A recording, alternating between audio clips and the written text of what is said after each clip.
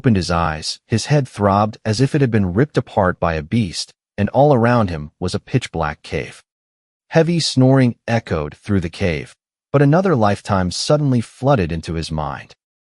No civilization, only a primitive tribe surviving on stone and animal hides. 6.5 feet tall, and the women were tall and strong too, while he had just turned 14.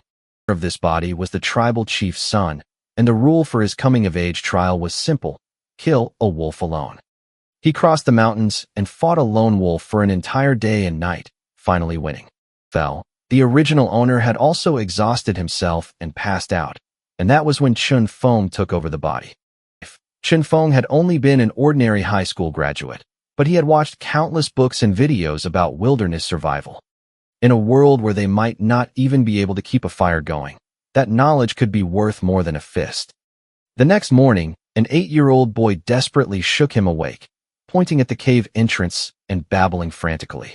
Would Shuo Feng out of the cave, where the blinding sunlight revealed a savage, untamed world. Skins around their waists and clutched stones in their hands, while the women ground stones into sharp blades.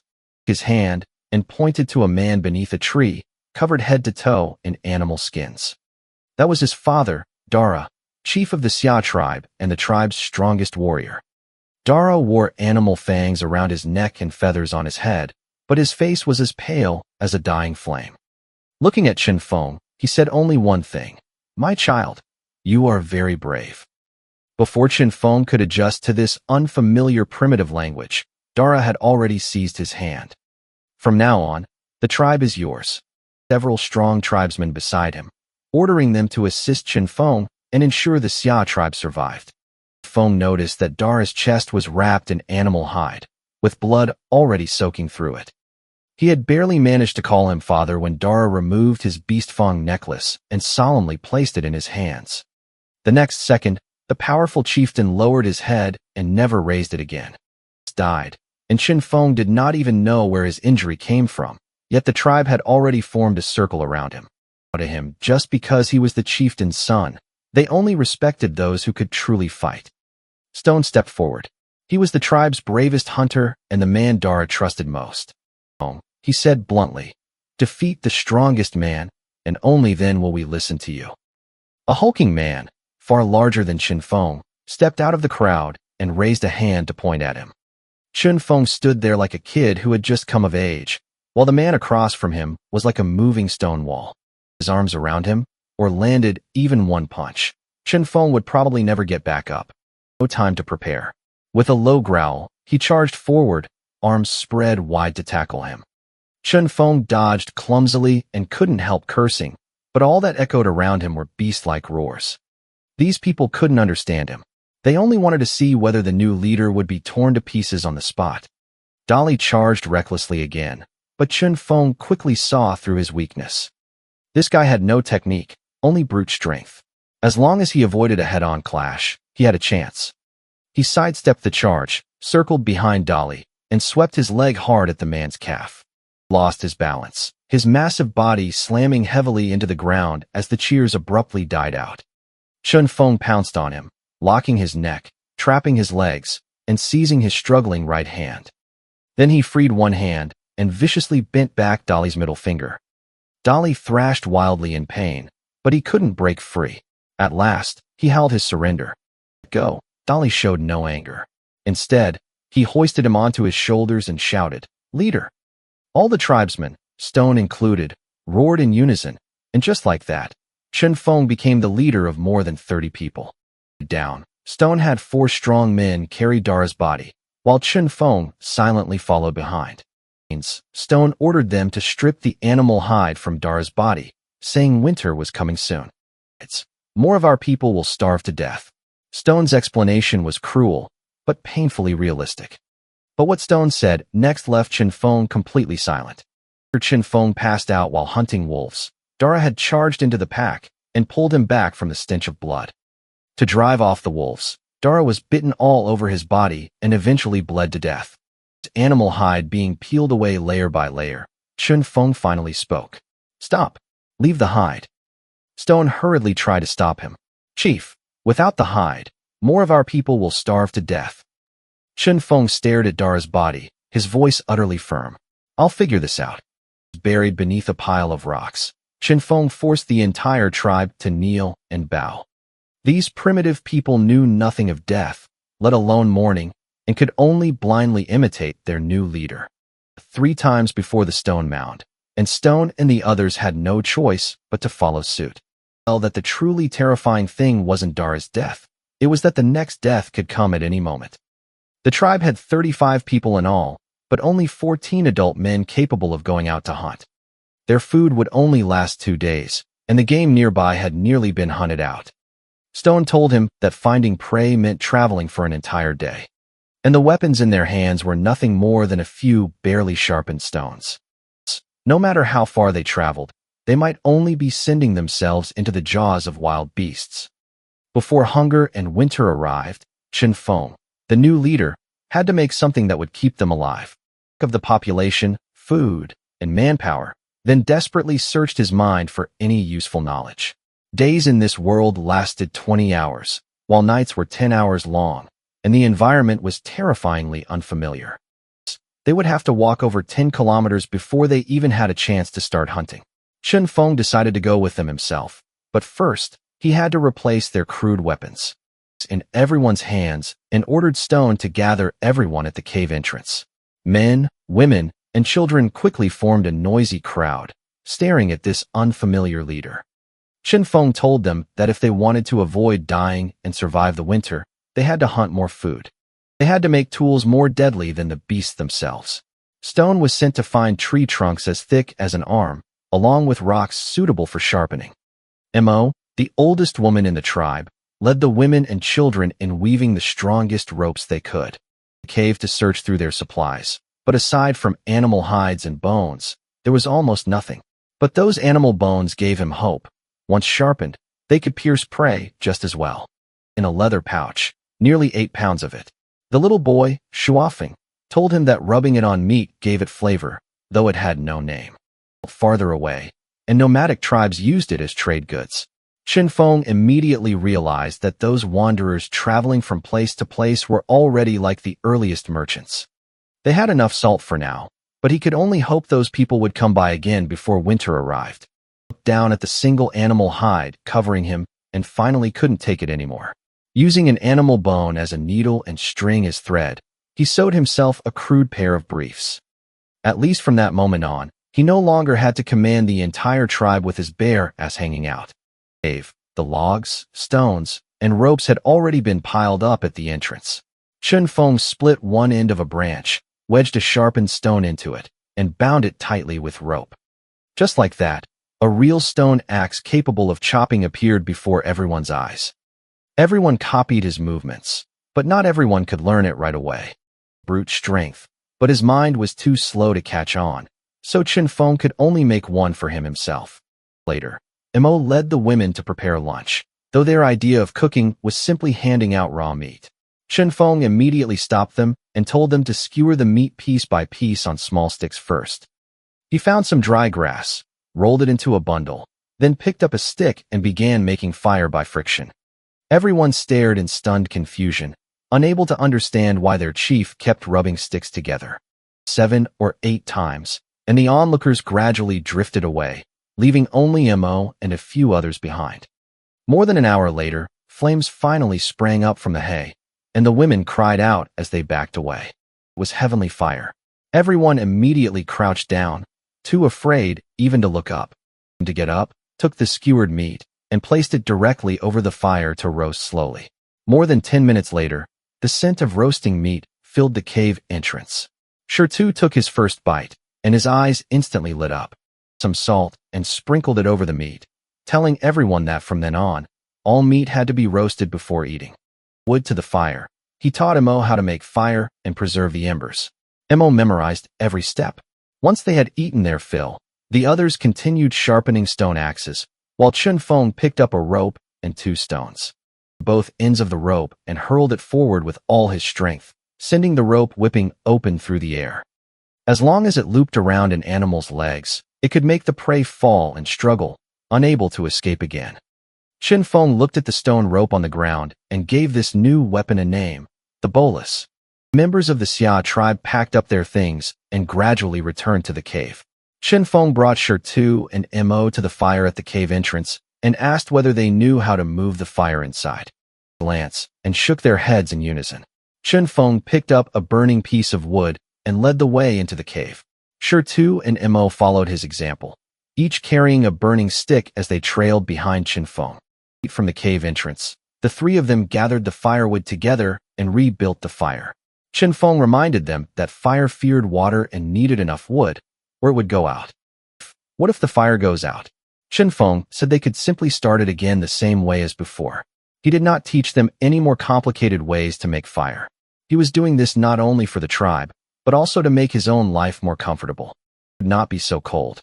More importantly, he finally would not have to keep eating raw meat. That night, everyone gathered around the fire to roast meat. As Chen Feng taught them how to make it taste better, he also taught them numbers and simple Chinese. Broken tribal dialect, but he wanted everyone to gradually get used to speaking Chinese. Looking at Shi, Chen Feng said, "Your name sounds awful. From now on, you'll be Chen Shi. Chen is the family name, and Shi is the given name." Agreed. Mo was also renamed Chen Mo, and she was too overwhelmed to put her excitement into words. In the tribe, women held an extremely low status and could even be used as food in times of crisis. Being given a name by the chief at least meant she would not suffer that fate. After that, Chen Feng gave names to all 30-plus people, men and women alike, putting Chen in front of every name. Fully change all their customs.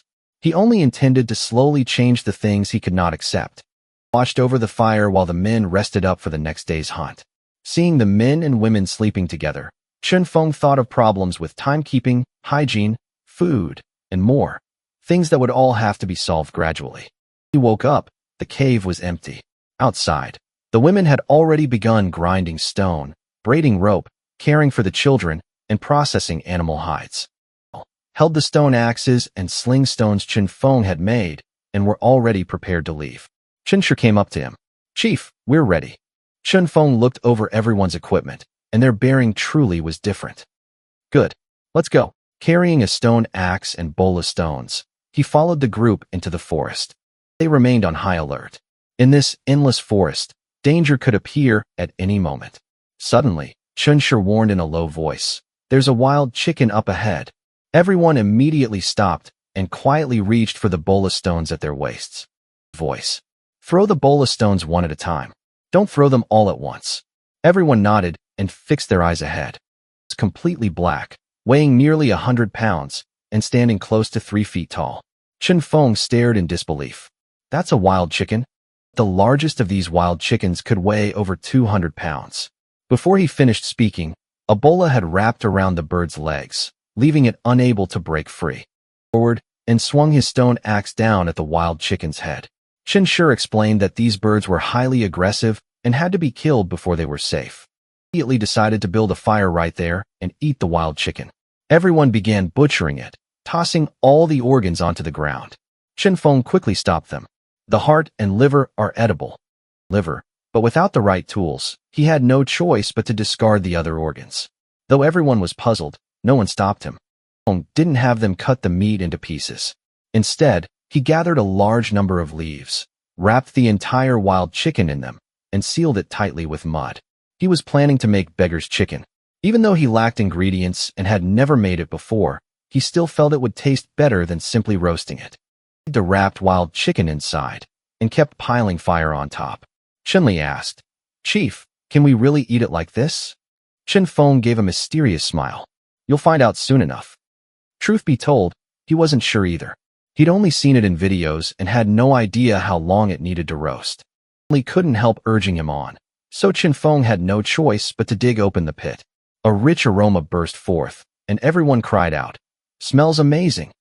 He cracked open the clay shell with a stone axe, revealing the steaming wild chicken. Chen Feng shouted, "Dig in," for him to take the first bite.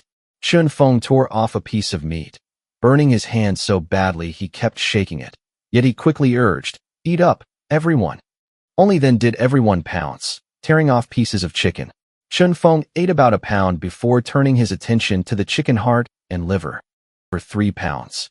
He couldn't finish them himself, so he called Chun-Li over. This is the good stuff. We'll split it half and half. Started eating, while everyone watched him nervously. Chen Feng was actually using him as a taste tester. Soon, with his mouth full of meat, Chun-Li said, "It's so good. Better than the meat." Feng feel at ease and take a bite. He nodded in satisfaction. Not bad. That's the flavor. Then he divided the chicken heart and liver among the others. Seeing that Chun-Li was fine, they all stuffed them into their mouths and began chewing together and cleaned the wild chicken to the bone. This meal was enough to keep them from going hungry for 10 hours. Eating, Chunshur suddenly became alert and shouted a warning. At least 5 of them, and each one weighs over 200 pounds. Snap decision. Everyone up the trees. They quickly climbed into the trees and hid among the dense foliage. Later, 7 black boars arrived at the spot where they had just eaten. One of them cried out, "Hairy boars." Chen Feng asked curiously, and Chunshur immediately explained that hairy boars ate meat instead of grass, and the largest ones could easily kill 3 grown men. And saw that the largest one was over 6 feet long, nearly 5 feet tall, and weighed close to a ton. Even the smallest of the remaining hairy boars weighed over 200 pounds. Let alone 7 appearing together. Even one of them was more than they could handle. They won't find anything to eat, so they'll leave soon. The group waited patiently in the trees for more than 2 hours. Sure taught Chen Feng a great deal about surviving in the wild, explaining which animals were dangerous and which plants, fruits, and nuts were edible. Asked about the white-furred animal with horns on its head, guessing it might be a sheep, and that sheep probably wouldn't be alone. Take at least several days to find that animal. Only after Chun-Li reminded them that the hairy boars had left did they finally climb down and continue on their way. They jogged the rest of the way. Whenever they came across medicinal herbs or wild fruit, Chen Feng memorized their locations, planning to gather them on the return trip. After running for about 5 hours, Chen Feng estimated that they could cover roughly 3 miles an hour. Then Chen Shi warned them that they had gone beyond their usual hunting grounds. Any farther, and they would enter another tribe's territory. Chen Feng was immediately intrigued and wanted to know how developed those tribes were. At 10 days' journey ahead lay the Mufeng tribe, which had far more people than theirs. 5 days' journey below that tribe, there were other tribes as well. Tribes knew what things were like there. Chen Feng did not press further and immediately had everyone split into groups of 3 to search for prey. Chen Shi and Chen Lang, and within minutes, they caught 3 wild rabbits, each weighing over 100 pounds. 2 wild chickens were up ahead. The 3 quietly crept within 15 to 20 feet, then threw their stones at the same time. The birds dropped instantly, and Chen Lang stepped forward to finish them off. Just then, a scream suddenly rang out in the distance. Chen Shi's face changed. Oh no! Chen Feng told Chen Lang to stay and guard the prey while he and Chen Shi rushed over to investigate. More than 10 minutes, the two found 7 or 8 tribesmen surrounding and attacking a massive elk. Chen Lu lay on the ground nearby, blood pooling all around him. The adult elk stood nearly 10 feet tall, leaving Chen Feng stunned. Chun Li reported that it had suddenly charged out and trampled Chen Lu to death. Fortunately, its hind legs had been tangled in the throwing stone ropes, leaving it temporarily unable to move. But Chen Feng could see that it might break free at any moment. Chopping off the elk's hind legs with stone axes, Chen Feng immediately made a plan. He and Chen Shi would distract it from the front, while Chun Li and 2 strong men chopped at its hind legs. Chen Feng and Chen Shi kept harassing it with branches while the others smashed stones into the elk's head. Roaring in fury, the elk clawed desperately forward with its front legs. Chun Li and the other 2 raised their stone axes and brought them down hard on its hind legs. The elk let out a shriek and thrashed wildly with its front legs, trying to stand again. Chen Feng and Chen Shi immediately swung their axes at its front legs. Chen Feng lacked the strength to break the bone, but Chen Shi severed the leg bone with one blow. The elk finally collapsed, reduced to nothing but heavy, ragged breathing. Chen Feng coldly ordered, "Attack its head." The 7 or 8 men swung their stone axes down again and again. The elk's head was a mangled mess of flesh and blood, and it finally stopped moving. Chen Feng estimated that it had at least 3,000 pounds of meat on it. But a kill this heavy could never be dragged back by hand. He quickly came up with a solution: tie logs into a raft, then load the prey onto it and pull it home. The smell of blood would attract even fiercer beasts. Chen Feng didn't dare waste time and ordered everyone to find logs as thick as their arms. He had Chun-Li bring over the other prey the men had been guarding, then ordered everyone to untie all the throwing stones and gather the ropes together. Half an hour later, the logs and ropes were ready. Chen Feng directed everyone to bind the raft, leaving 6 ropes at one end so they could haul it together. An hour later, the elk and all the other prey had been loaded onto the raft. All they had to do was pull the ropes to drag their enormous haul back to the tribe. Praising him. "Chief, you're so smart." Chen Feng smiled. "If you're willing to use your brains, you can do it too." Chen Lu's body was covered with stones as his grave. Chen Shi led the others in respectfully bowing 3 times, but Chen Feng did not bow with them. In his view, a chief should not bow to others so easily. No one had any objection to that. Not grieve much for the dead. After all, people often died while out hunting, and they had long since grown used to it. The group split into 2 teams, with Chen Feng and Chen Shi clearing obstacles ahead as they dragged the raft back toward the tribe. Even when they spotted prey along the way, Chen Feng would not let anyone hunt it. It was already getting dark, and they could not afford any more delays. Nearly 5,000 pounds of meat. Everyone pulled the raft with all their strength, and no one dared slack off. Chen Shi said excitedly, "Chief, this much meat will last us a long time." But Chen Feng first asked how they usually stored meat. When he learned that they merely kept it deep inside a cool cave, he immediately frowned. It was nowhere near cold enough to preserve meat for long. A cave could not possibly hold this much meat. Other than drying it, there is no other way, Chen Feng said quietly. It was late at night by the time they returned to the tribe. The women and children had all been waiting at the cave entrance. If the men failed to return, they would have no choice but to starve to death. Immediately had the women take the game to the river to dress it. It absolutely could not wait until the next day. The men were responsible for carrying the meat back to the cave. They worked until the twin moons hung high overhead before everything was finally put away. Exhausted, they did not even have the strength to eat and fell asleep the moment they lay down. The next day, Chen Feng was the first to wake up. He gathered everyone and assigned tasks, sending Chen Shi and 10 men out to continue hunting. Feng and Chun Yi stayed behind to haul stones and build a stove, while the women mixed weeds with mud to seal it. By the end of the morning, a 2-meter-wide furnace had been built. Chun-Li stared at it, his face full of confusion. "Chief, this thing isn't edible. Why are we making it? It's for drying meat. Once we turn the meat into stored provisions, it won't spoil so easily." Chun-Li suddenly understood and hurriedly praised the chief for being so clever. But Chen Feng waved him off and told everyone to eat first. There was still plenty of work to do that afternoon. That afternoon, Chen Feng laid the meat on leaves, loading more than 200 pounds at a time. Chun-Li and the others kept gathering wood, while the women tended the fire. Chen Feng ran to the river to bathe. He had long since had enough of the rank, bloody stench on his body. When the 4 children saw him jump into the river, they all became nervous. They had always been afraid of the water. "Chinjala over. Come down. I'll teach you how to swim." 7-year-old Chinjala was the bravest, and he jumped straight into the water. Chen Feng grabbed his hand, told him not to flail around, and taught him the dog paddle. Once Chinjala realized he was not sinking, he quickly relaxed. Later, he had actually learned to swim. Seeing this, the other 3 children jumped into the river too, and before long, they had all learned. Chen Feng was both surprised and delighted. Then he noticed that the river was filled with large fish. No one had dared to go into the water to catch them. This was practically a ready-made food source.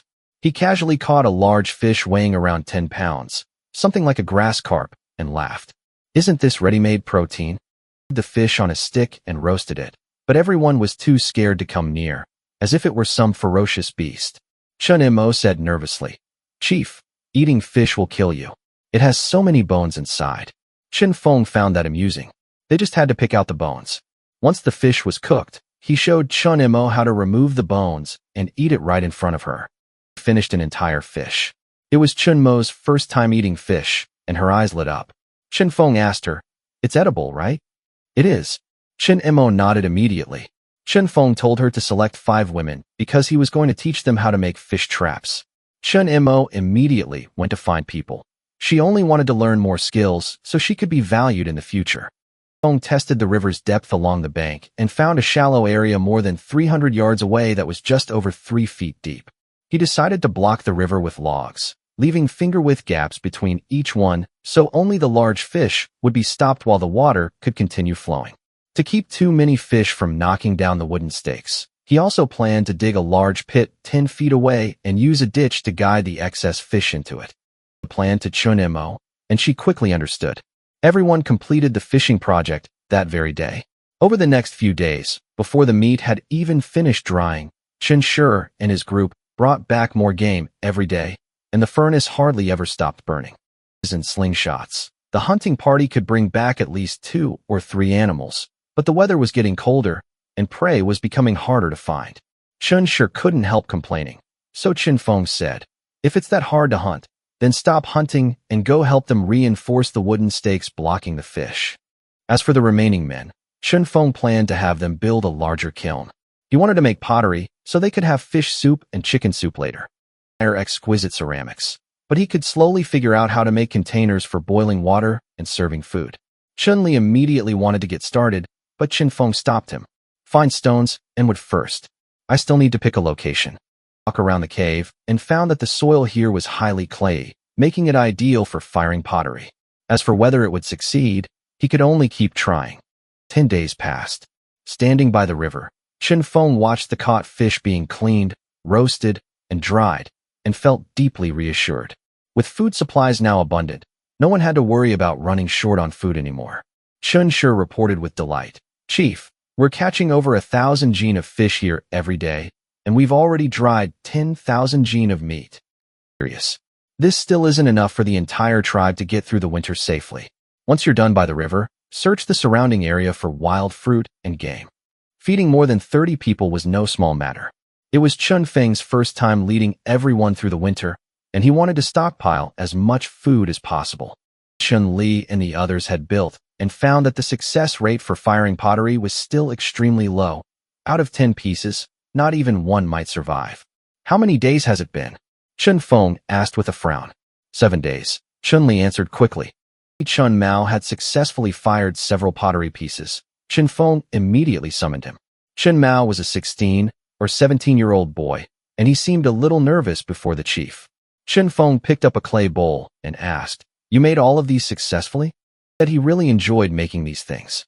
After failing several times, he discovered that if he repeatedly kneaded the clay before shaping and firing it, it was less likely to crack. Chen Feng immediately recalled what he knew. Kneading the clay did make its texture more uniform. So he taught Chen Mao everything he knew. And controlling the heat to the differences between kaolin, pottery clay, and porcelain stone, Chen Feng explained everything without holding back. Chen Mao listened with intense focus and kept asking questions, which Chen Feng patiently answered. In the end, the boy excitedly promised that he would fire many more items in the future. Chen Feng smiled. "From now on, pottery is yours to handle. Pick a few people yourself. They'll all follow your orders from now on." Nearby, looked full of envy and asked when he would be able to lead people too. Chen Feng shook his head. "Not yet, but you'll have your chance someday." Hearing that, Chun Li was instantly delighted. Meanwhile, Chen Feng's plan to promote Chinese characters was steadily moving forward. Covered with Chinese characters, numbers, and pinyin, and Chen Feng taught the tribe himself every night. The children learned fastest, followed by the women, while the men showed little interest. Chen Feng had no choice but to stress that this would be the tribe's unique culture in the future, and everyone had to master it. Only then did they reluctantly start taking it seriously. Back in the cave, Chen Feng looked at the elk hide and sinew and came up with another plan. He found Chen Mo and asked her to make him a garment from the hide. He told him, giving him a once-over, then nodded. "Sure, chief. Leave it to me." Chen Feng then picked up the 10-foot-long deer sinew and began figuring out how to make bows and arrows. There was enough sinew for 2 bows, but he couldn't find the bamboo best suited for making them. Fortunately, he had plenty of fish glue, and he had seen shagbark hickory before. So Chen Feng took Chen Li and Chen Lang to the dense forest they had passed through on their first hunt. Several hide bags to gather nuts along the way. The 3 arrived after 3 hours. Chen Li and Chen Lang collected nuts while Chen Feng searched for wood. More than 2 hours later, Chen Feng found 3 pieces of shagbark hickory as thick as his arm, while the other 2 had filled 4 bags with roughly 20 pounds of nuts. It was already night when the 3 returned to the tribe. Chen Feng processed the deer sinew and hickory wood. The only thing still missing was the ox horn needed to make the bow limbs. Repeatedly preparing the materials. As soon as he found ox horns, he would be able to make bows and arrows. Chen Feng sighed helplessly. Without proper tools, every step takes an enormous amount of time and repeated grinding. He suddenly rushed into the cave and shouted excitedly, "Chief, it worked! It worked!" The large pottery bowl Chen Feng had wanted had finally been fired. The two hurried to the kiln and found a clay basin nearly 20 inches across sitting there. Neither smooth nor refined, but it was already quite good. Chen Feng praised Chen Mao, then taught him how to make teapots, teacups, jars, and other containers. But he also reminded him, first make sure everyone in the tribe has a bowl and a basin. We can study new things when we're free. With the clay basin ready, Chen Feng immediately told Chen Mo to catch 2 fish and fill the basin with water. Set over the stove used for drying meat, and the cleaned fish went straight into it. Chen Feng also gathered some wild vegetables and added them to the basin along with salt.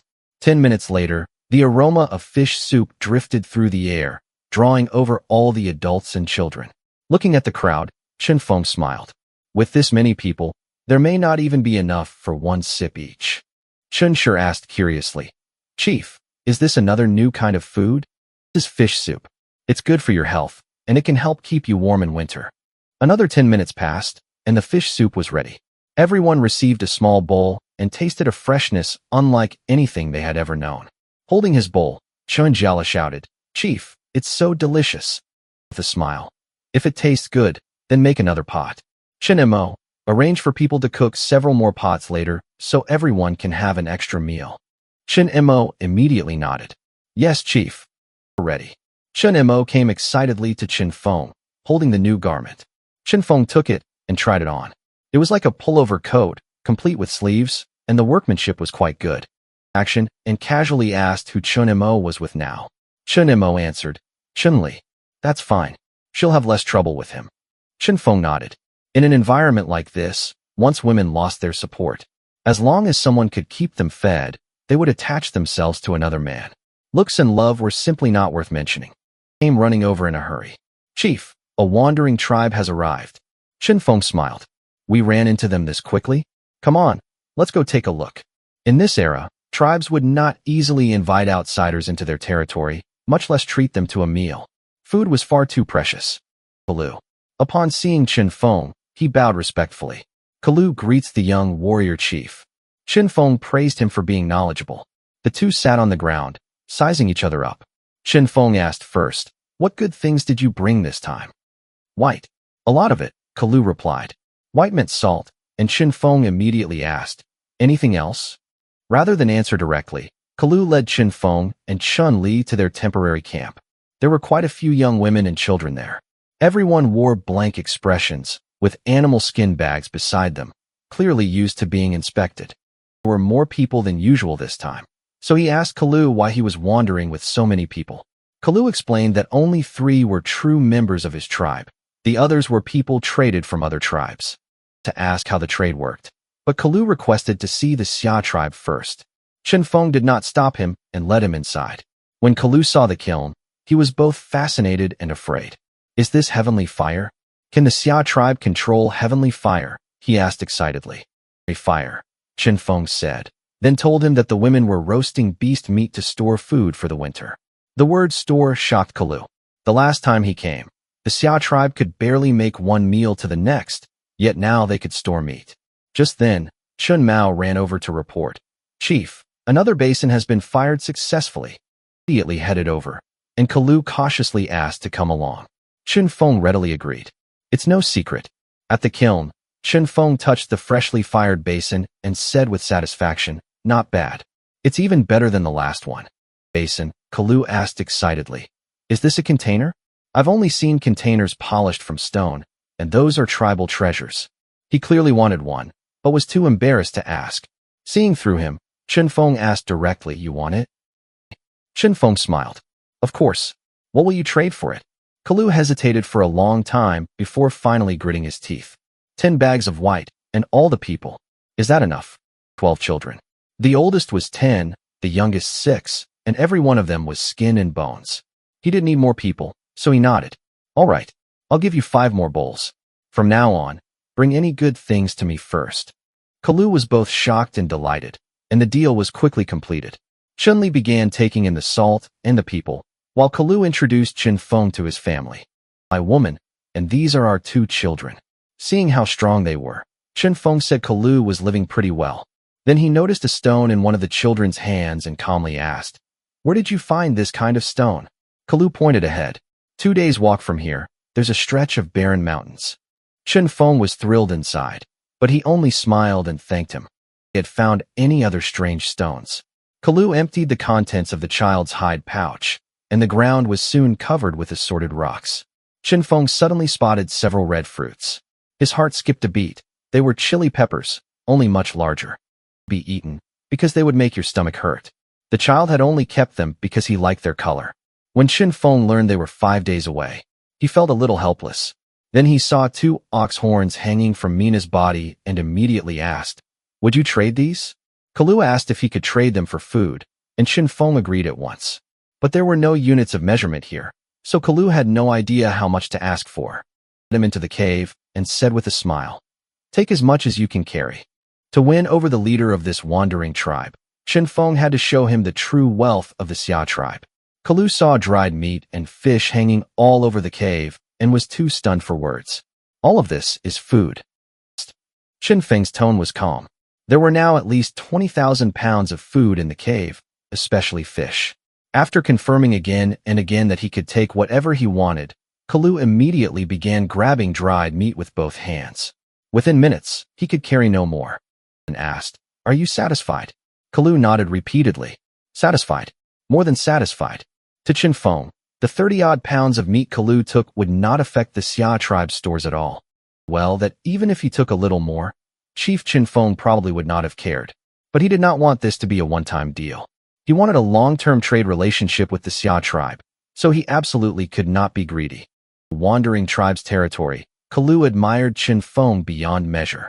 Not only did the Xia tribe have more food than they could ever eat, but they could also make such exquisite and practical containers. "Chun-Li, go bring Chen Mo here," Chen Feng ordered immediately. Feng asked Kalu about the outside world and which tribes he had visited. Kalu said he had traveled through more than a dozen tribes. The largest had several hundred people, while the smallest were about the same size as this one. But in his eyes, none of them was as powerful as the Xia tribe. When the cold season approached, large tribes short on food would even raid smaller tribes for supplies. On about weapons, and Kalu replied that they had nothing but wood, animal bones, and stone. Learning that the nearest tribe was 5 days away, Chen Feng relaxed slightly before asking about the black stones. Kalu thought for a long time before finally remembering that 2 days downstream along the creek stood a mountain covered in even blacker stones. News of a coal mine. When Chen Mo arrived, Chen Feng had her teach Kalu and the others how to make fish soup, chicken soup, and beggar's chicken. Kalu was deeply grateful, though he asked awkwardly, "Could you teach me how to make fire?" "Chen Mo, she'll teach you." Kalu was stunned. In other tribes, women had no status at all, yet in the Xia tribe, they possessed so many survival skills. Mina was tempted too, even beginning to think about staying.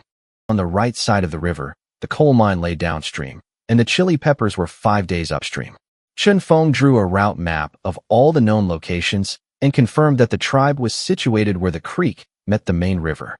"The trip myself," he said as he looked at the map. The moment Chen-Li heard that Chen Feng was going out, he eagerly said he wanted to come along. Chen Feng smiled. "Of course, you're the strongest warrior in the tribe." While he excelled at planning, he still needed a warrior like Chen-Li to protect him when real danger arose. With the cow horns in hand, Chen Feng continued making bows and arrows. The earlier steps were complete, only the final assembly remained. But that step was just as complicated. It took him 3 full days to make only 2 bows, and planned to give the other to the most gifted person.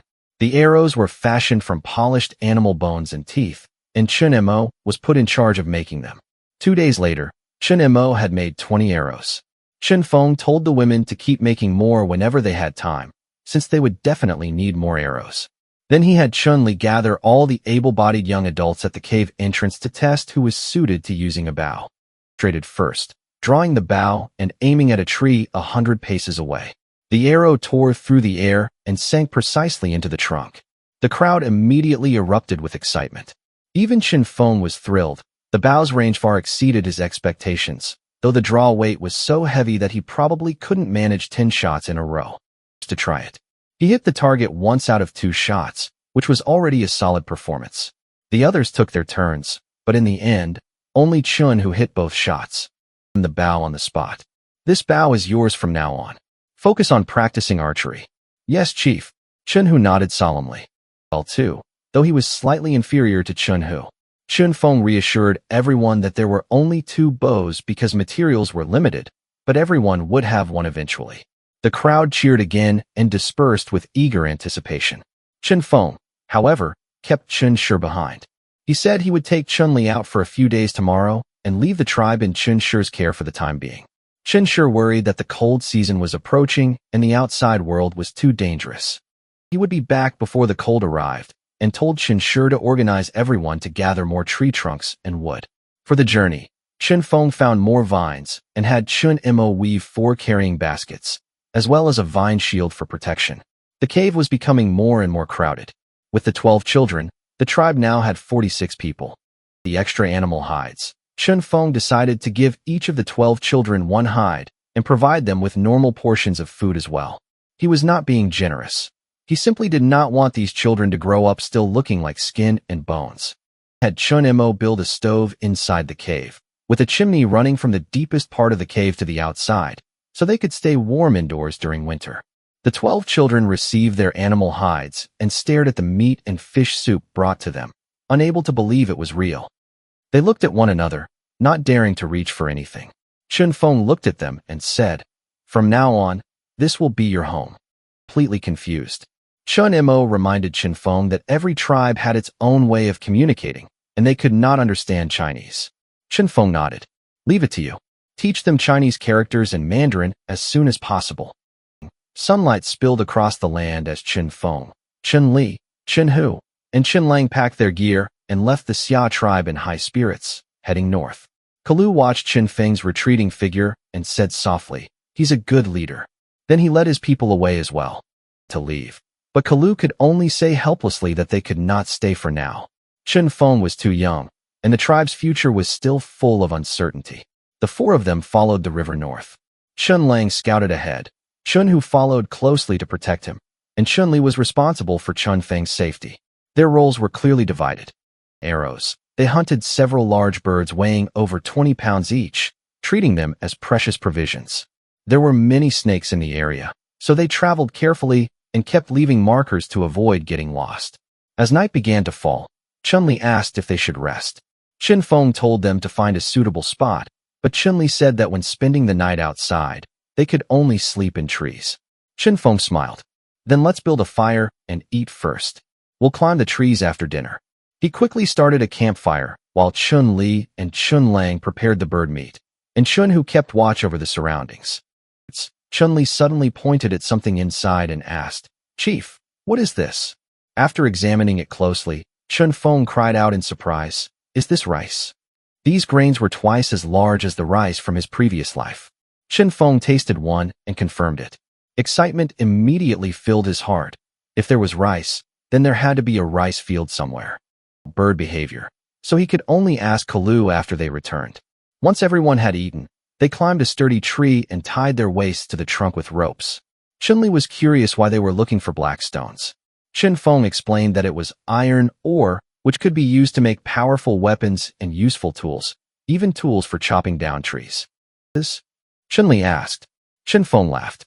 "Not stone axes, but iron axes." As they talked, a sudden swishing sound came from beneath the tree. Chun Hu lowered his voice. "It's a wolf pack. Looks like they're running for their lives." What kind of animal could send a wolf pack fleeing? A few minutes later, 3 saber-toothed tigers appeared, each with 8-inch fangs protruding from its mouth. They looked utterly ferocious. There were more than 20 wolves. Suddenly, they turned around and surrounded the 3 saber-toothed tigers. Chen Hu also noticed that the wolf king had a saber-toothed tiger cub clamped in its jaws. Chen Feng guessed the wolves had stolen the cub to lure the saber-toothed tigers into an ambush. They're even using tactics now. Chun-Li didn't understand, and Chen Feng simply said, "Even if I explained it, you wouldn't get it." The tigers stood back to back in a triangle. The Wolf King dropped the cub, then led the pack in an attack from all sides. In the first clash, 3 wolves were torn to pieces by their fangs. But the wolf pack kept attacking without regard for their lives. Chun, who figured they had their sights set on the saber-toothed tiger's den and wanted to claim it for the winter, which was why they were fighting so desperately for the territory. Soon, 7 wolves were dead, and the saber-toothed tigers were badly wounded as well. Chun-Li asked if they should help, but Chen Feng said, "Let's wait a little longer," trying to save either side. He was waiting for them to wear each other down. Wolf pelts and saber-toothed tiger hides were both rare treasures for the tribe. An hour later, all 3 saber-toothed tigers had collapsed, while only about 10 wolves remained. Now, Chen Feng was the first to draw his bow and shoot at the Wolf King. Extremely alert, and dodged Chen Feng's first 2 arrows in a row. After Chen, who shot 1 wolf dead, he kept firing. Chen Feng had no choice but to say, "The Wolf King's too quick. Shoot the smaller ones." But the Wolf King let out a howl, and the remaining wolves began to retreat. Chen, who figured they had only come for the den and wouldn't risk their lives fighting the people in the tree, uneasy and decided they would not climb down until daybreak. He ordered Qin Lang to quietly return to the tribe and tell Qin Shi to bring people to haul away the carcasses. Once they were sure the wolf pack had not returned, Chen Feng had Chun-Li take the first watch while he and Chun, who rested in turns. They would switch guards during the second half of the night. At dawn, sunlight filtered through the leaves and into the forest. Chen Feng and the others climbed down to inspect the beasts and found them shockingly huge. A single wolf was over 6 feet long and weighed 800 to 900 pounds. Tigers were even bigger, more than 10 feet long and weighing 1,000 pounds. The bodies of 12 wolves and 3 saber-toothed tigers lay scattered across the ground. It was an enormous haul. Just then, Chun, who suddenly said, "Chief, that saber-toothed tiger cub seems to still be alive."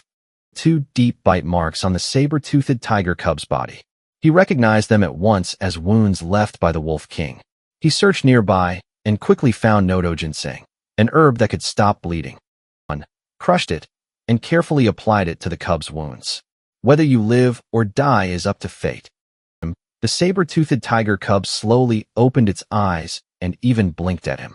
Chen Feng patted its head, then turned and walked toward the saber-toothed tiger's body.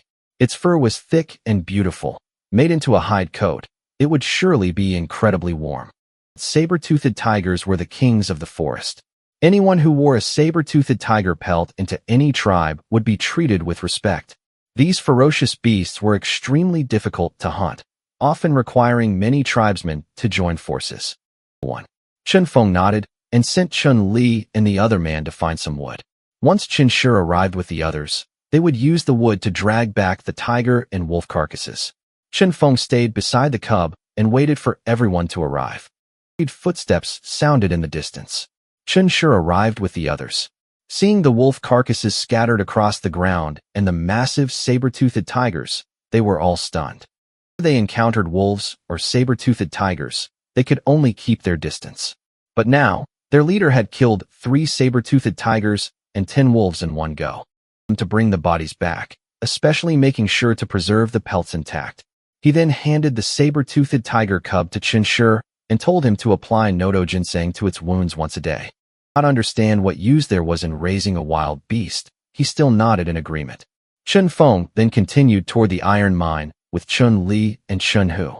Meanwhile, it took Qin Shi a full day and night to transport the prey back to the tribe. He traveled through many tribes, was utterly shocked when he saw the saber-toothed tiger carcasses. He had never seen a tribe capable of hunting saber-toothed tigers, yet the Xia tribe had killed 3 of them. Feng for being amazing, but Karu said, "He is heaven's chosen one." Then Karu made a decision. He wanted to join the Xia tribe. 2 days later, Chen Feng and the others finally arrived at the foot of a sprawling mountain range. They covered the ground here, in astonishing numbers. Chen Feng was thrilled, because every one of those black stones was precious iron ore. "Take it back," and Chen Feng replied firmly. Their purpose for coming here was to haul the iron ore back to the tribe. But vine-woven baskets could only hold so much ore, making the process painfully inefficient. The nearby river, and immediately thought of building a raft. He sent Chun Li and the other man to find large logs, as many as possible. He gathered vines himself, planning to use them to tie the logs together. The logs and vines were all ready. The three men lined up the logs and bound them tightly with vines, making a raft 2 meters wide. The raft was over 4 meters long, enough to carry a large amount of iron ore. Can this thing really float? Chen Feng told them to push the raft straight into the river. Then he tied the raft with vines, fastening the other into a large tree to keep it from drifting away. Hauling iron ore in baskets, and did not stop until late that night. Exhausted, they collapsed onto the ground, ate dried fish and jerky, took a few drinks of river water, and fell asleep. When they woke again, they were surrounded by people holding wooden clubs. Nothing but animal hides around their waists, clearly from a nearby tribe. Dolly nervously said they were surrounded, and Chen Feng replied helplessly, "I'm not blind. I can see that." One man, whose animal hide was noticeably better than the others, was examining their baskets. Asked whether those things belonged to Chen Feng and his group. Chen Feng had Chun Hu communicate with him. After a round of gestures, they learned that they were from the Red Mountain tribe, and their leader was called Gua, the hunting captain. It meant no harm. They had simply discovered them while hunting. Chen Feng then asked where their tribe was located, how many people it had, and what they needed. He did not truly want to help them. The iron ore was right here, often in the future, and an unfamiliar tribe nearby was always a potential threat. Chen Hu returned with the news that the Red Mountain tribe was less than half a day's journey away of them, and they wanted to trade for food. After hearing this, Chen Feng came up with an idea and told Chen Hu to tell Gua that if the Red Mountain tribe helped transport the black stones to the Xia tribe, they would be given a wolf. The deal, and the two sides arranged the locations of their tribes. Chen Feng left behind 2 baskets and headed toward the river with Chun Li and Chen Hu. Without paddles, they could only drag the raft along by hand. Them to the opposite bank to pull the vines, while Chun Li helped drag from the other side. Chen Hu stood watch as the 3 of them moved forward along the river, stopping and starting along the way. Finally dragged the raft, loaded with iron ore, to the outskirts of the tribe. Chen Shi had long been waiting anxiously with the others, but Chen Feng only said one thing. Off the raft. After 4 straight days of poor food and little sleep, he was utterly exhausted. Once back in the cave, Chen Feng collapsed into sleep and didn't wake up for an entire day and night. He opened his eyes and his first words were, "I'm starving." Chen Yu, the 12-year-old girl watching over him, immediately went to get food. Later, she returned with food. "Chief, eat." Chen Feng asked Chen Yu's name as he began wolfing down the food. He gulped down 5 bowls of fish soup and ate a full pound of dried meat. Of the cave, and immediately saw a mountain of iron ore piled at the entrance, at least 2 tons of it. He calculated silently, wondering how much iron could actually be smelted from so much ore. Hurried over. "Chief, Karu, the leader of the wandering tribe, wants to see you." Chen Feng was somewhat surprised. "He hasn't left yet?" Chun Li said Karu had been staying near the Xia tribe. Chen Feng smiled and immediately went to see him with his men, curious about what this wandering leader was really after. Only polite when he saw Chen Feng. Chen Feng didn't beat around the bush and directly asked what he wanted. Karu hesitated for a moment before finally speaking. "I want to join the Xia tribe." Even more curious. His father had once said that many tribes had invited Karu, only to be turned down by him. Karu said earnestly that he had personally witnessed the Xia tribe growing stronger and wanted to become part of it. Chen Feng agreed, but on one condition. After joining the Xia tribe, he still had to keep traveling among the various tribes. Karu already loved that kind of life, so he immediately nodded in agreement. Chen Feng then gave him a surname and renamed him Shanglu. Traveling to trade and dealing in all kinds of goods, the surname Shang suited him best. Shanglu was thrilled. He officially joined the Xia tribe with his family, and Chun Li properly settled the 4 of them in. After that, Chen Mo came to ask how the animal hides should be distributed. Chen Feng gave the 3 saber-toothed tiger pelts to himself, Chen Mo, and Chen Shi. He put Chen Shi in charge of the wolf pelts and told him to reward the tribe's bravest warriors with them. As a woman, she should not take such a precious saber-toothed tiger pelt, but Chen Feng simply told her to accept it. "Stop being so hesitant. If you really feel bad about it, then hurry up and teach everyone Chinese and Chinese characters." Chen Mo nodded solemnly and promised to do her best. Chen Feng then asked about Chen Yu, and Chen Mo explained that she was very smart. That was why she had been assigned to Chen Feng's side, responsible for taking care of his daily needs. After hearing this, Chen Feng told Chen Mo to get back to work. Chinese characters had not only taught Chen Mo knowledge, but also opened her eyes to many things she had never known before. Chen Li arrived just then, and Chen Feng immediately told him to find people to build a blast furnace. Then he went into the cave and selected rabbit hides to make bellows. With bellows, they could make the fire burn hotter, giving them a better chance of smelting iron in the blast furnace. Nearly everyone the Xia tribe could spare was busy working around the blast furnace. But just as preparations were steadily moving forward, snow suddenly began to fall from the sky. Chen Feng looked up at it and said only one thing: "It's snowing." Chen Li also ran over to report it, and Chen Feng shook his head helplessly. "I see it. Winter had arrived, so iron making would have to wait until it was over." Everyone hurried to move the things outside into the cave, also blocked with wood prepared beforehand, leaving only a gap wide enough for people to pass through. Inside the cave, Chen Mo had already lit the stove, keeping the temperature around 45 to 50 degrees Fahrenheit, enough to survive the coming cold. Chen Feng took the opportunity to announce that winter could not be wasted, and everyone had to learn Chinese characters and Chinese. Everyone in the tribe must use Chinese as much as possible when speaking. "Do you hear me?" Everyone answered in unison. Chen Feng continued, saying that besides language and writing, he would teach them numbers, weights, and how to count days. But before he could finish, Chen Shi suddenly rushed over. "Chief, a lot of people from the Red Mountain tribe are here." People were carrying bamboo baskets filled with the black stones Chen Feng had brought back last time. "Iron ore?" Chen Feng immediately smiled. It seemed the Red Mountain tribe had come to trade iron ore for wolf meat.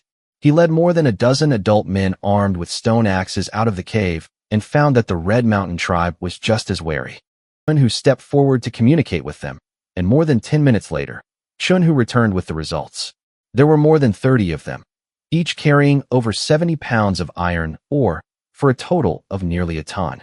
Chen Feng immediately told Chen Shi to bring out the fresh, undried wolf meat and trade with them as agreed. But Chen Hu added that the Red Mountain tribe also wanted to trade for the method of making stone axes. Chen Feng walked over to Goa and confirmed it himself. Hu stepped forward voluntarily and said he understood the Red Mountain tribe's language.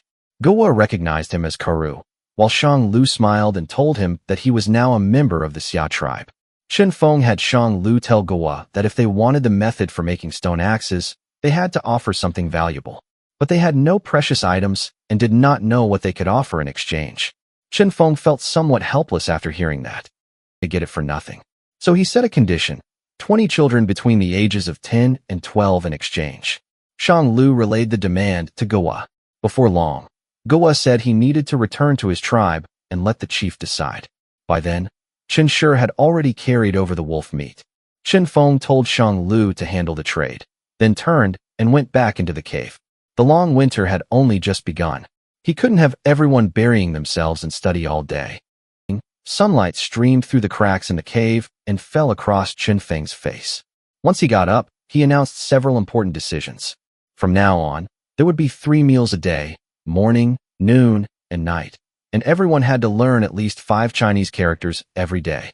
From afternoon until evening, everyone would keep smashing iron ore with stones, and the women had to cover their 2 private areas as well.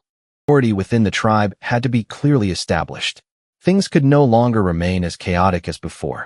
In the blink of an eye, 3 months passed. Aside from studying and smashing ore, everyone went out to gather wood for the fire. The snow had stopped, but the weather was still bitterly cold. Everyone could now speak Chinese fluently, but not everyone was able to learn Chinese characters. Chen Feng thought that was good enough for now. Literacy could come gradually. Seriously, 10 taels make 1 jin, and 2,000 jin make a ton. What comes after a ton? Chen Feng told him, 1,000 tons. Shang Lu then asked what a scale was. Chen Feng explained that it was a tool for measuring weight, and that they could use jin as units for trading in the future. Chen Shuafeng had already counted to 999, so Chen Feng taught him that after 100 came 1,000, after 1,000 came 10,000, and after 10,000 came 100,000. Going out to hunt. The tribe still had enough food, but everyone had been idle for too long and wanted to get out and move around. Chen Feng told them to be careful. Looking at the more than 3 tons of iron ore that had all been crushed, Chen Feng knew the time to smelt iron had finally come. He told Chen Li and Chen Mo to take everyone out to gather wood, as much as they could find. At the same time, Shang Lu said he wanted to take his son out with him. The snow was too deep, but Shang Lu said Mina and his daughter would stay in the tribe, and he would only take his son. Chen Feng finally agreed and had Chen Hu and Chen Lang accompany them as protection. Since Shang Lu was now a member of the Xia tribe, Chen Feng had to ensure his safety. Shang Lu solemnly thanked him. Chen Feng then asked Chen Mao how many extra pottery items the tribe had. When he learned there were more than 100 bowls, 11 basins, and 7 water jars, he immediately came up with a plan to take the pottery and trade it for as many people as possible, along with unusual stones, plants, rice, fruit, and other goods. Shang Lu was thrilled, but Chen Feng smiled and reminded him, "Don't embarrass the Xia tribe. Be tough wherever you go." Then Chen Feng had Chen Li find a log. He planned to make Shang Lu a one-wheeled handcart to make transporting goods easier. Large, and grinding it into a wheel was difficult. Chen Feng could only have Chen Li use a stone axe to flatten both sides first, and he couldn't help lamenting how hard life was without iron. At that moment, Chen Mo reported that all the wolf tendon bows had been completed. Chen Feng had them distributed, gave 1 tiger tendon bow each to Chen Shi and Chen Li, and kept the last one for himself. He gave his old bow to Chen Tian. Together with the 2 they had made earlier, the tendons from 12 wolves and 3 tigers had produced a total of 17 bows. Flushed with excitement when he received the saber-toothed tiger bow. But Chen Feng warned him that it would be taken back if he didn't practice hard. Chen Li immediately promised he would never let the chief down. All 14 adult men in the tribe now had bows, with 3 left unused. Chen Feng told Chen Shi to teach the children archery whenever he had time, using those 3 bows for practice. The next day, Shang Lu prepared to leave with his son, Chen Lang, and Chen Hu. Chen Feng wheeled over the little handcart he had finished after staying up all night. Though crude, it was far easier than carrying the goods by hand. Chen Feng also reminded him that the tribe desperately needed salt, and he had to bring back a batch within 2 months. Shang Lu said there was a salt lake to the north, where salt was plentiful. Over the course of the winter, Shang Lu had told them much about the outside world. Combining those accounts with his own analysis, Chen Feng set each day at 30 hours, each month at 30 days, and each year at 14 months.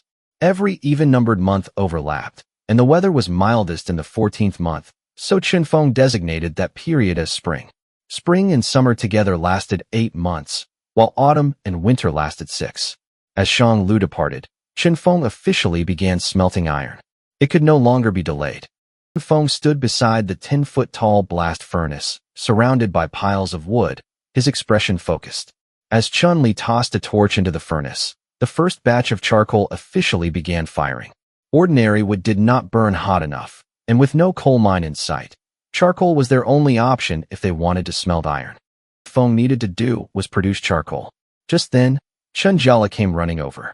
"Chief, the people from the Red Mountain tribe are here again." Chen Feng asked how many had come. Learning that there were over 50 people, men and women alike, he took Chen Li with him to check. In the open clearing, every member of the Red Mountain tribe was gaunt and yellow-faced. It was clear they had suffered terribly through the winter. "We used to struggle through winters like this too." Guo bowed respectfully, and Chen Feng asked directly, "What do you want to trade for this time?" This time, they had brought more baskets, along with a considerable amount of iron ore. Guo said they wanted to trade for the method of making stone axes, as well as some meat. Chen Feng readily agreed, and had Chen Li notify Chen Mo to prepare fish soup and meat for their guests. Bones people, Chen Feng truly felt a little sorry for them. More importantly, when people were at their hungriest, it was the best time to win them over. Before long, Chen Mo led the women in building fires and cooking fish soup and chicken soup. Guo was stunned to see that the Xia tribe could make fire on their own. They had seen lightning fires before and knew fire could roast meat, but once the flame went out, they could only wait for the next lightning strike. Pointing at the fire, Guo cautiously asked, "Chief Xia, can we trade for that?" "I'll teach you that for free." Guo could hardly believe his ears. An hour later, everyone had eaten and drunk their fill, and the trade officially began. The Red Mountain tribe traded 20 children between the ages of 10 and 12, 8 boys and 12 girls, for the method of making stone axes. Brought was exchanged for nearly 1,000 pounds of meat. In front of Gowa and the others, Chen Imo handed out animal hides and bowls to the children. After using a bowl, Gowa liked it very much and wanted to trade for some too, but Chen Feng only wanted people now, and the Red Mountain tribe could not spare any more. Chen Feng proposed another option.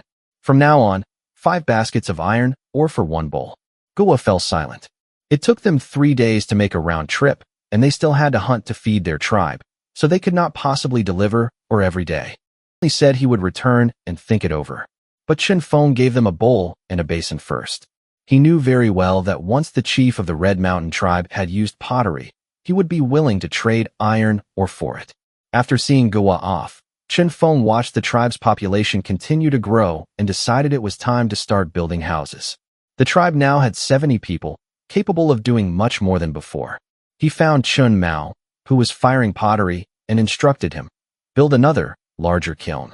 I'm going to teach you how to fire bricks." In the entire process of making bricks and building a kiln, Chen Mao was full of confidence after hearing it. "Chief, give me time, and I'll definitely make it happen." Chen Feng put all the men and women over 10 under his command.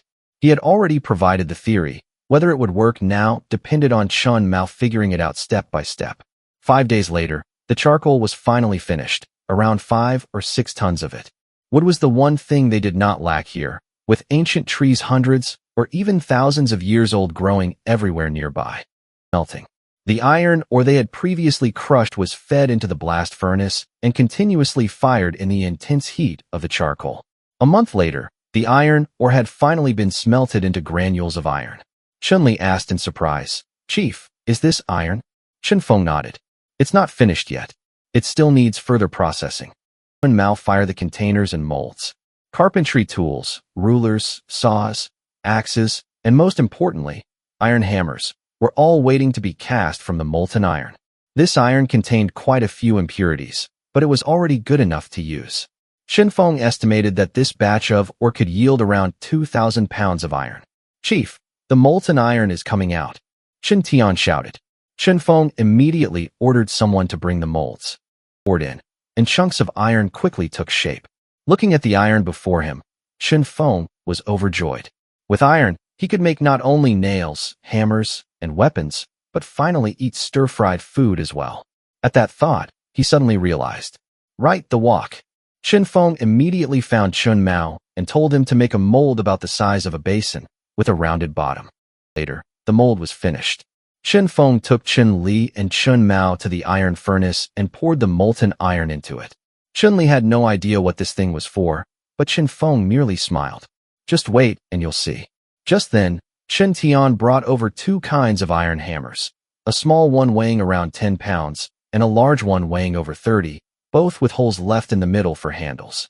Satisfaction, and told him to make another set. As for tools without molds, Chen Tian would have to figure out how to forge them himself.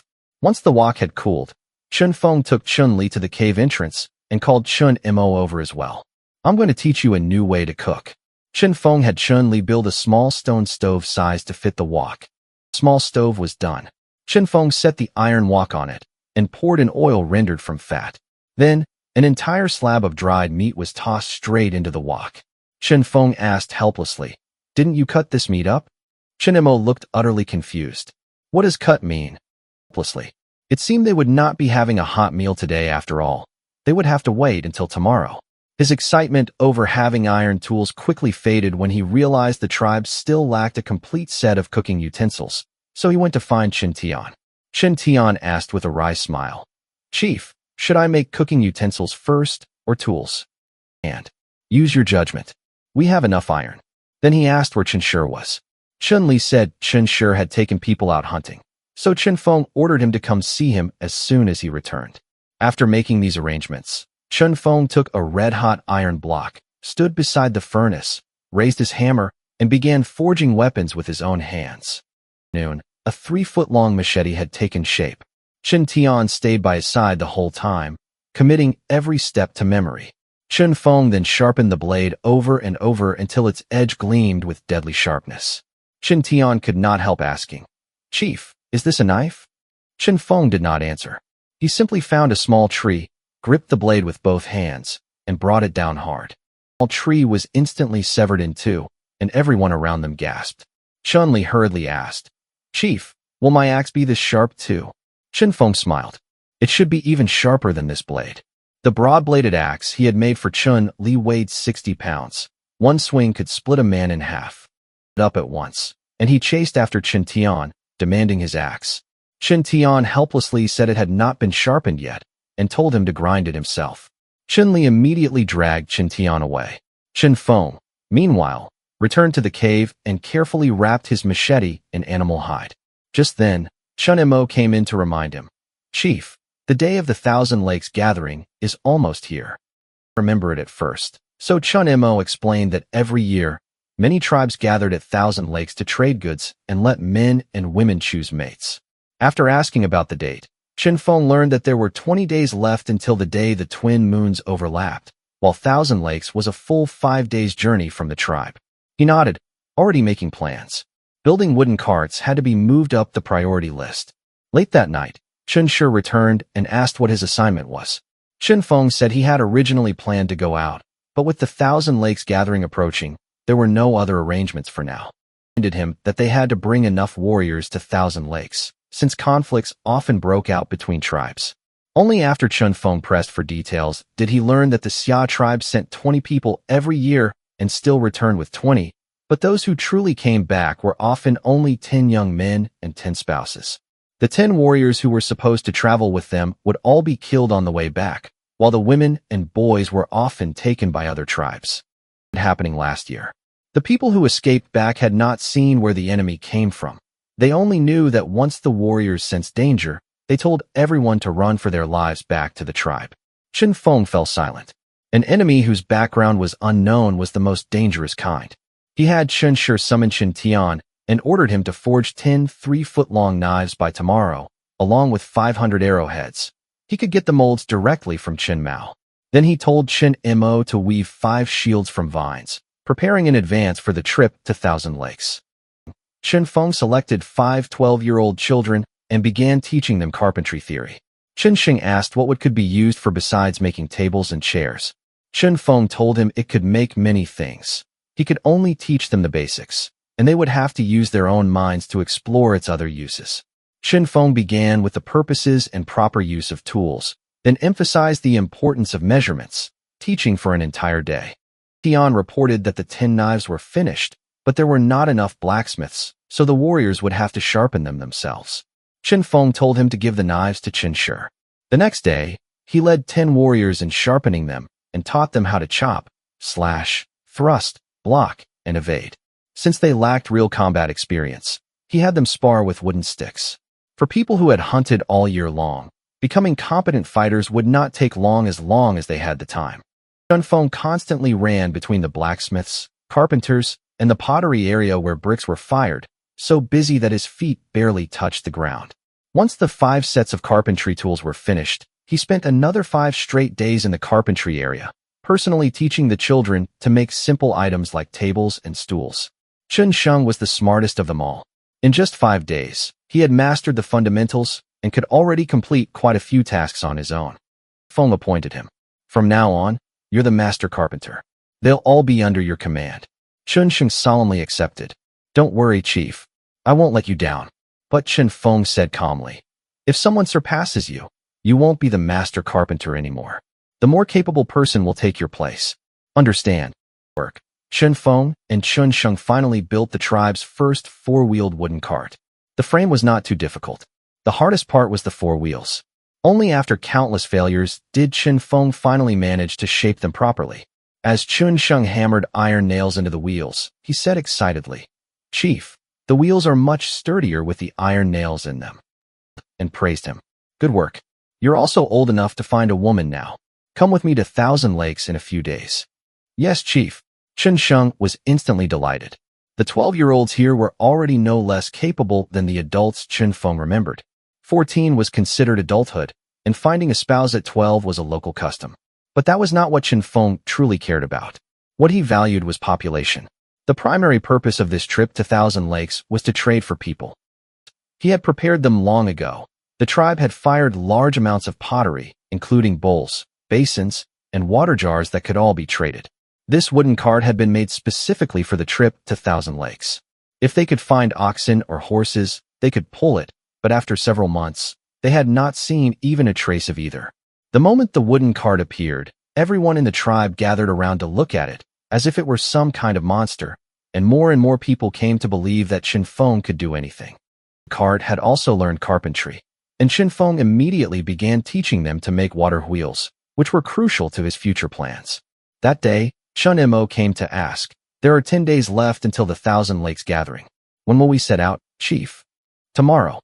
Since it's our first time going, it's better to arrive early." Chen Feng then asked, "How many bows and arrows have been made?" "We managed to make this many with so few hands." "That's enough." Chen Feng continued, "We're not taking the children this time, only the warriors." Chen Mo looked puzzled. "Then how are we supposed to find mates for the children?" Smile. "Trade directly, or take them by force." Chen Mo didn't ask any more questions. With their current weapons and gear, small and mid-sized tribes couldn't stand against them, and even large tribes might not gain the upper hand. Chen Feng also told Chen Mo to finish making 6 more animal hide water bags by tomorrow, bringing the total from 6 to 12, and to make sure every warrior had a quiver of arrows. Pottery area overseen by Chun Mao and checked their stock. They had over 200 bowls, 20 basins, and more than 100 jars. Load all the reserves onto the wooden cart, with grass underneath as padding, Chen Feng ordered. Worried the children might be careless, Chun Mao decided to handle the loading himself. Chen Feng knew that many things could only be done by him personally. Besides people, he needed to search for rice, coal mines, and signs of cattle and horses. Then he spotted Chinjiala and saber-toothed tiger. The little creature from before had grown over 3 feet long and weighed more than 100 pounds, yet it was remarkably gentle. With a smile, that saber-toothed tiger was not only obedient, but could hunt on its own. At Chen Feng's gesture, it immediately ran over and rolled around at his feet.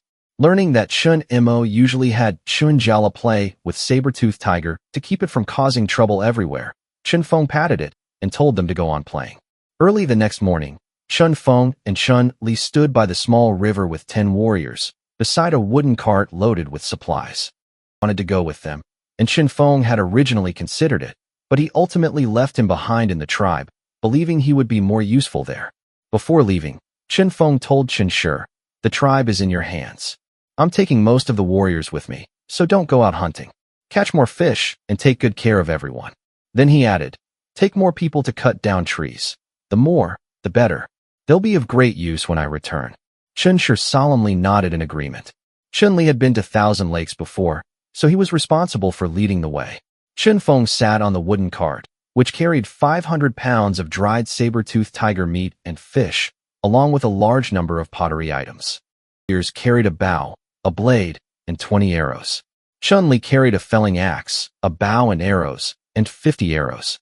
Chen Feng's own blade, bow, and 50 arrows were all on the cart. 10 men took turns pulling it, while the other 2 cleared the road ahead. "Switch out every 2 hours.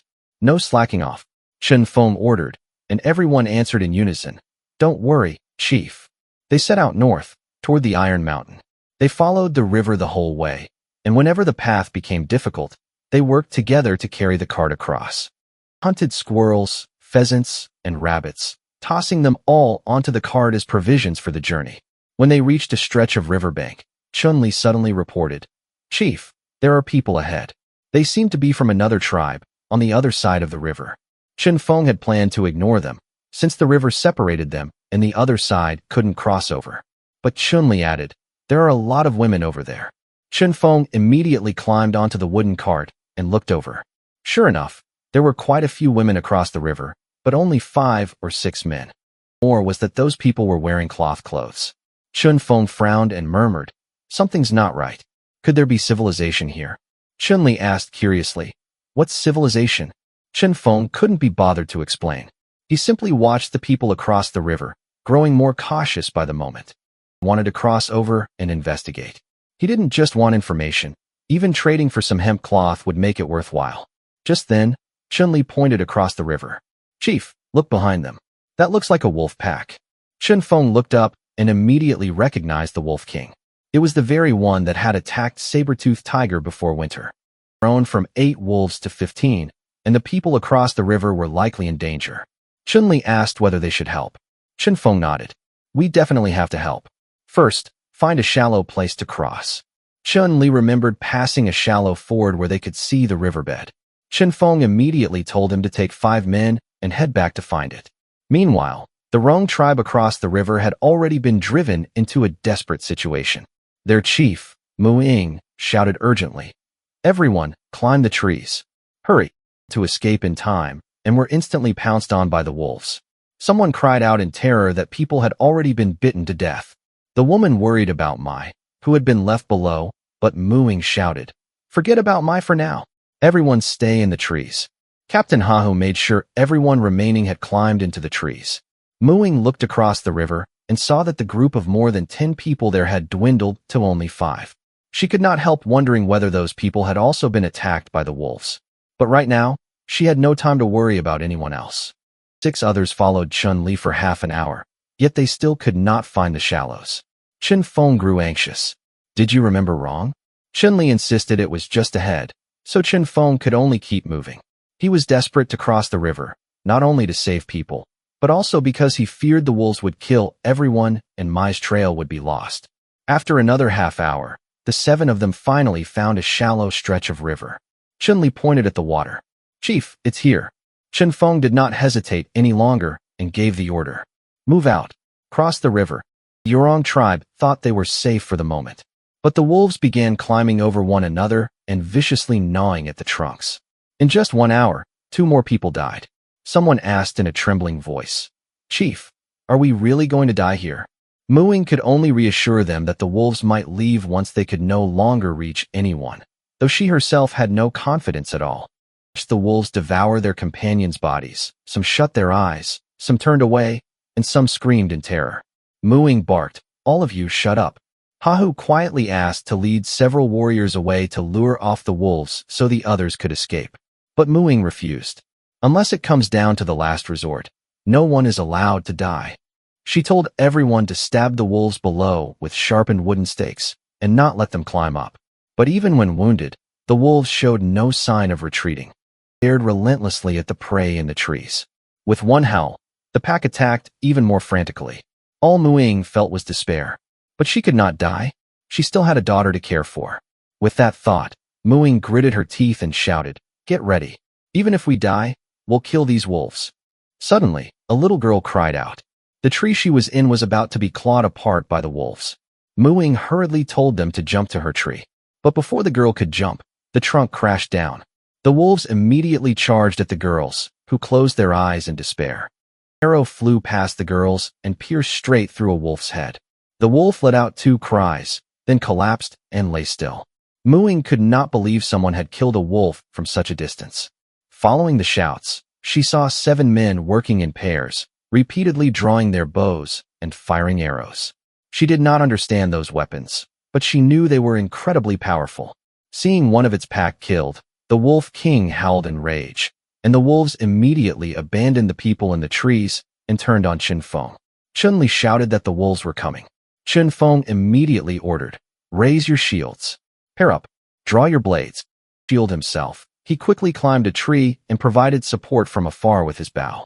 The 6 warriors each formed a pair, one holding a shield and the other a blade, protecting those shooting arrows from behind. They worked together seamlessly, while Chen Feng focused on shooting any wolves that slipped through. In the blink of an eye, 6 wolves had already fallen dead. Hahu was stunned. As the strongest man in the tribe, even he could not help exclaiming, They're so strong. Mu Ying was equally shocked. She had never seen combat like this, much less weapons so sharp and powerful.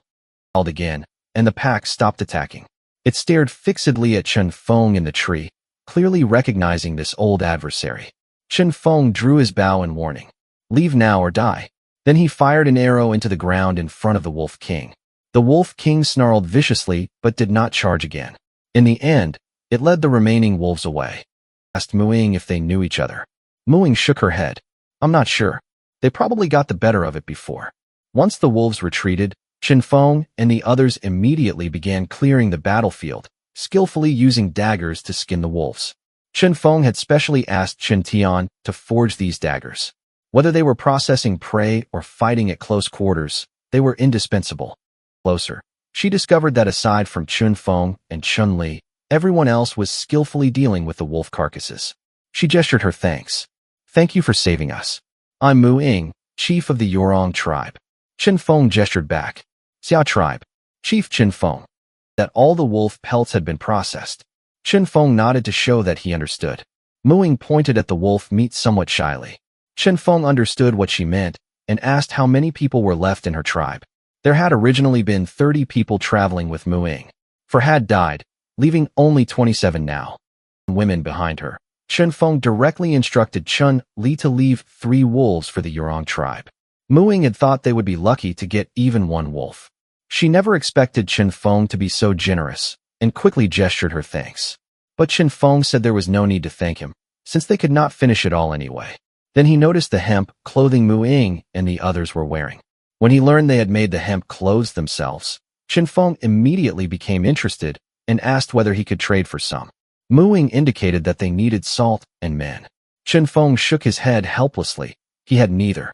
Mu Ying that he had containers, and they could trade again after reaching Thousand Lakes. Chen Feng led his people back to the caravan carrying wolf meat, where they built fires to roast the meat and boil soup. The Yurong tribe across the river could only eat the wolf meat raw.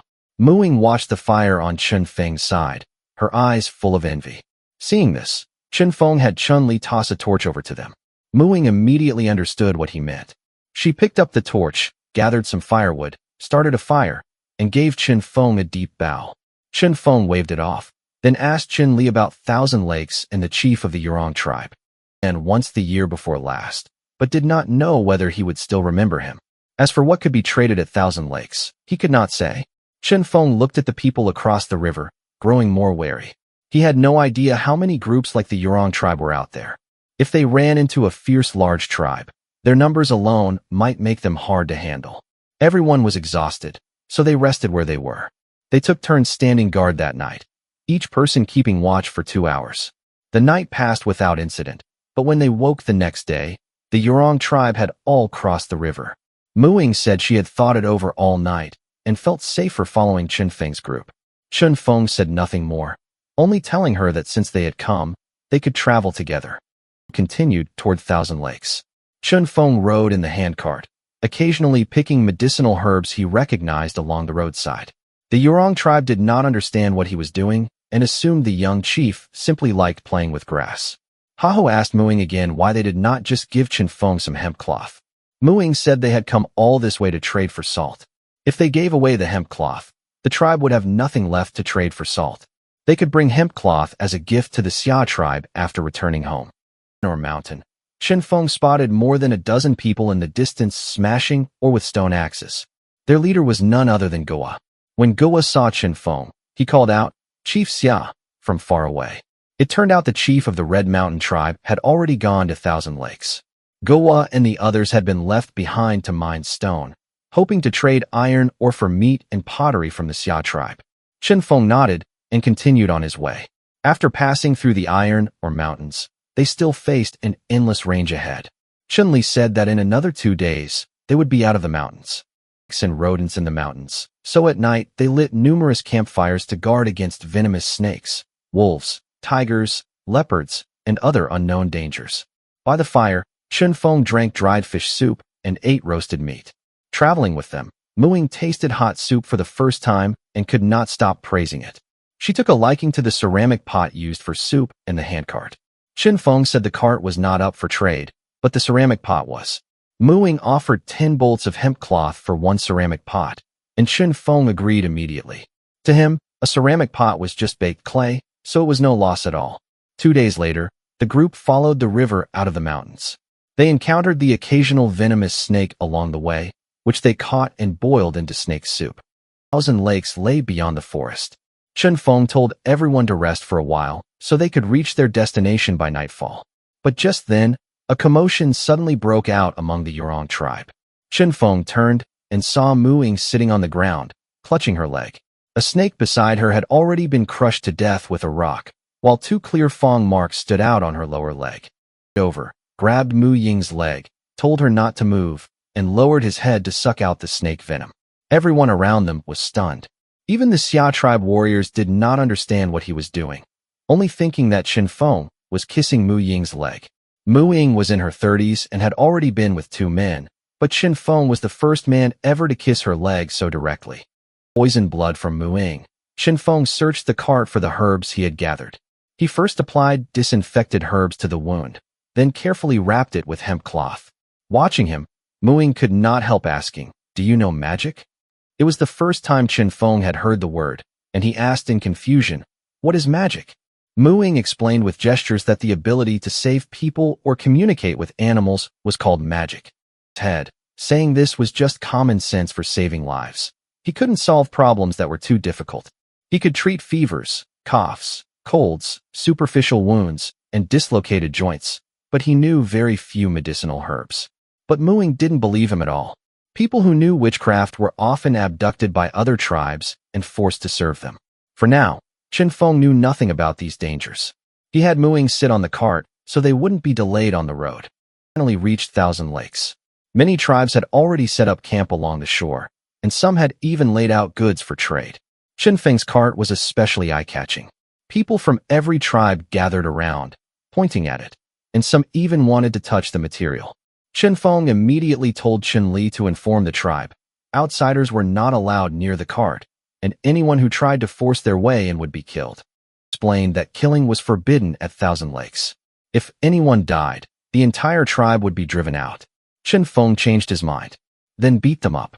Chen Li nodded and immediately carried out the order. Mu Ying said goodbye, intending to find a place for her tribe to camp. Chen Feng took out some herbs and handed them to her, reminding her to change the dressing. Afterward, he placed the pottery at the outer edge of their camp, right beside Thousand Lakes, ready to trade. Thousand Lakes stretched for several miles, with every tribe living around its shores. Many men and women gathered by the water, looking each other over and getting acquainted. This basically a giant matchmaking event. Chen Li explained that people from the same tribe could not marry, so tribes exchanged women. That was the most important purpose of Thousand Lakes. Chen Feng knew close relatives shouldn't marry, but he hadn't expected these primitive tribes to understand that as well. Chen Li pointed into the distance again and explained that the tribe familiar with the forest was the forest tribe, while the ones with red-painted faces were the flame tribe. Skilled with fire, while the grassland tribe raised animals. They only traded for people and never allowed women of their own tribe to marry out. Those 3 tribes each had more than 1,000 people. Most of the rest were merely small or medium-sized tribes. A grove of glowing moonlight trees grew by the lake. Their branches resembled willow branches and illuminated the surrounding area. So much that he told Chen Li to dig up a few and bring them back when they left. At that moment, an old man approached and bowed. Xing, chief of the Moonlight tribe, greets the chief of the Xia tribe. Chen Li quietly told Chen Feng that this man knew the former chief, Dala. Chief Xing then asked about Dala and admitted that something had happened to Dala. Chief Xing looked regretful, then confirmed that Chen Feng was Dala's son. Then Chief Xing waved toward the distance, and a little girl walked over to his side. He said she was his granddaughter, already old enough for marriage and about the same age as Chen Feng. Chen Feng immediately understood that the man wanted to marry his granddaughter to him. The girl was about 5'3", with yellow skin and delicate features. Quietly for an answer. Chen Feng smiled and nodded. "I agree. What are your conditions?" Chief Xing only hoped he would treat Xingyue well. Chen Feng agreed at once and asked for the girl's name. The girl pointed at the sky and gestured, "Xingyue." Chen Feng smiled and praised the name, saying it was lovely. After saying, "Xingyue is in your care now," Chief Xing left. But Xingyue stood where she was, crying, and did not follow her grandfather. 2 more girls came to stand beside Xingyue, their manner extremely respectful. Xingyue said they were her playmates, but Chen Feng could tell they were more like attendants. Chen Li pulled Chen Feng aside and reminded him that the Moonlight tribe also knew witchcraft. Since they were willing to send Xingyue away, something must have gone wrong in the tribe. Only then did Chen Feng realize that the Moonlight tribe also knew how to save lives. As for what had happened, he couldn't figure it out yet. The tribe's wolfskin tents drew plenty of curious onlookers, but Chen Feng didn't care as long as no one attacked. He settled the 3 women in a tent of their own, while he squeezed in with Chun Li and the others. Xingyue lay awake in the tent, tossing and turning. She knew that once Thousand Lakes was over, she would never see her tribe again. She didn't know Chen Feng, but since this was her grandfather's arrangement, she would obey, and she had to carry on her tribe's bloodline. Help asking, "Chief, why aren't you going back to your own tent? There's a woman in there waiting to hold you." Chen Feng curtly told him to shut up. It wasn't like he had no interest. He just wanted the woman to genuinely like him. Chun-Li said he wasn't man enough. The woman was already in his tent, yet he still didn't dare go in. Chen Feng finally lost his temper and kicked Chun-Li out of the tent. "Get out. You're not allowed to sleep tonight." Chen Feng stepped out of his tent, and the sight before him made his eyes widen. Thousands of people had packed the entire Thousand Lakes area. Since arriving here, it was the first time he had seen so many people. He hadn't expected this Thousand Lakes gathering to draw so many tribes. Chun-Li walked over with two huge dark circles under his eyes and immediately asked, "Chief, how are we selling our pottery?" Chen Feng couldn't help laughing. "You really didn't sleep last night?" Chun-Li nodded honestly, saying that anything the chief ordered had to be done. Chen Feng told him to get some rest, but Chun-Li stubbornly refused. Chen Feng didn't press him. For primitive people, going a day or two without sleep wasn't unusual. He then ordered the cart brought over and had Chen Shu lead the others in preparing food. Before long, the rich aroma of fish soup and roasted meat drifted through the air. When Ai, chief of the forest tribe, caught the scent and learned that a small tribe had made fish soup, he was immediately intrigued and hurried over with his people. Grassland tribe and many other tribes, large and small, were also drawn in by the aroma and crowded around Chen Feng's camp. Chen Feng was still leisurely drinking fish soup and eating roasted meat. When Xingyue had just gotten up, he asked Chun-Li to bring her and the others 3 bowls of fish soup and some meat. Chun-Li looked deeply unwilling. In his mind, women had always served men. What sense was there in a man bringing food to women? Xingyue gestured that she could get it herself, and Chen Feng smiled and told her to do that next time. In the end, Chun-Li delivered only 1 serving, while the other 2 followed him to eat. Outside the camp, Ai followed the scent to the cart and happened to run into Yin, chief of the Flame tribe. After exchanging a few taunts, the 2 nearly came to blows. Himself back, since neither side would benefit from going to war with the forest tribe. Ai picked up the pottery bowls, basins, and jars from the cart and asked Chen Feng what he wanted in trade. Chen Feng looked him over and named his price outright. 1 bowl for 1 girl, 2 bowls for 1 boy, 1 basin for 5 men or 10 women, and 1 jar for 4 men or 8 women. The small tribes gasped at the price. They only had a few dozen people in total and simply couldn't bear to trade away their population. The medium-sized tribes found it expensive, but could still afford it. Ai and Yin didn't haggle. Each quietly gave orders to his men, and before long, both sides brought a group of men and women to Chen Feng's stall. Ai took 5 basins, 100 bowls, and 5 jars in one go, and Yin wanted the same amount. Among the people traded by the 2 major tribes, there were clearly more girls than boys. Medium-sized tribes were about to trade as well. A rough voice suddenly rang out. "I'll take all of it." The newcomer was Gu, chief of the Grassland tribe. Gu said he wouldn't use people and wanted to trade livestock instead. Chen Feng immediately asked if he had horses, and after negotiating, he traded the remaining pottery for 5 horses, 10 cattle, and 50 sheep. The tribes that failed to get any pottery looked utterly disappointed. Chen Feng had Chun-Li tell them that they could trade 1 day's journey south of the mountains whenever the 2 moons aligned. He didn't care whether they came or not. All he cared about were the 200 girls and 90 boys he had traded for. These 14-year-olds would become laborers for the Xia tribe once they returned. He distributed all the wolf meat among them. They could hardly believe it when they received the meat. Though large tribes had many people, ordinary members rarely got a bite of meat. After 1 meal of meat, the people who had been terrified and uneasy quickly settled down. What they feared most was being traded to an even worse place, but now they could at least see hope of eating their fill. Just then, Chun-Li reported, "Chief, Muing from the Rong tribe is here to see you." Chen Feng told her to come in. Muing asked if they were leaving tomorrow, and Chen Feng nodded, saying their task was complete. Muing then asked if she could visit the Xia tribe, and Chen Feng agreed. He would have refused anyone else, but Muing was different. He had always had his eye on her tribe's weaving skills. Told Muing where the Xia tribe was located, she left the camp. Xingyue didn't understand why he had traded for so many people.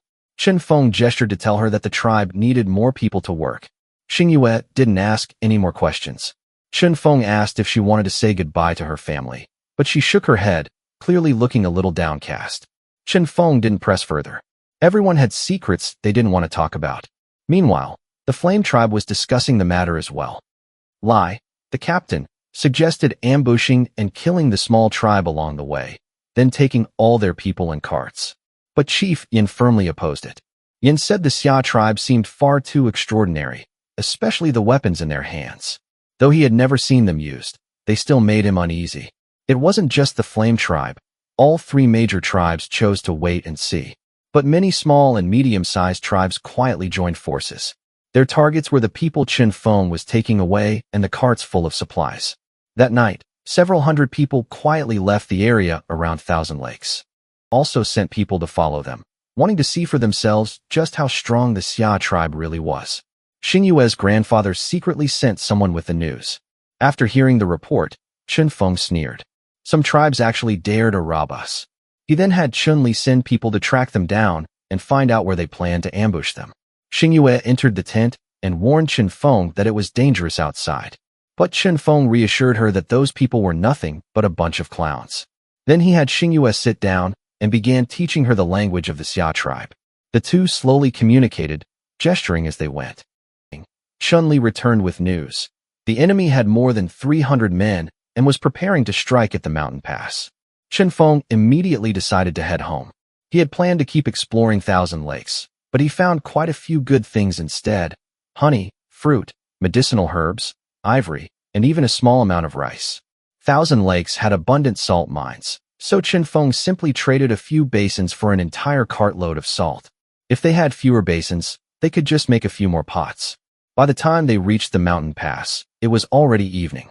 Chen Feng did not want to fight at night, since bows and arrows were their greatest advantage. He had long noticed people following them along the way. Some were there to watch the excitement, while others might have hoped to profit from the conflict, but he did not care. At over 200 people gather stones, at least 5 per person. These ordinary-looking rocks could also serve as weapons at a critical moment. When Xingyue saw the medicinal herbs in the cart, she asked Chen Feng in surprise whether he knew witchcraft. Chen Feng shook his head and said it should be called healing or being a physician. He was not truly skilled in medicine himself, but he could explain a few ways to treat illnesses. Xingyue immediately said she wanted to learn, and Chen Feng told her to first learn the tribe's language. As they neared the mountain pass, Chen Feng ordered everyone to rest where they were. He sent people hunting and brought several newcomers along to carry the prey. And filled their stomachs with wild chickens and rabbits. More than 300 people could not possibly all eat their fill, but at least it would get them through the night.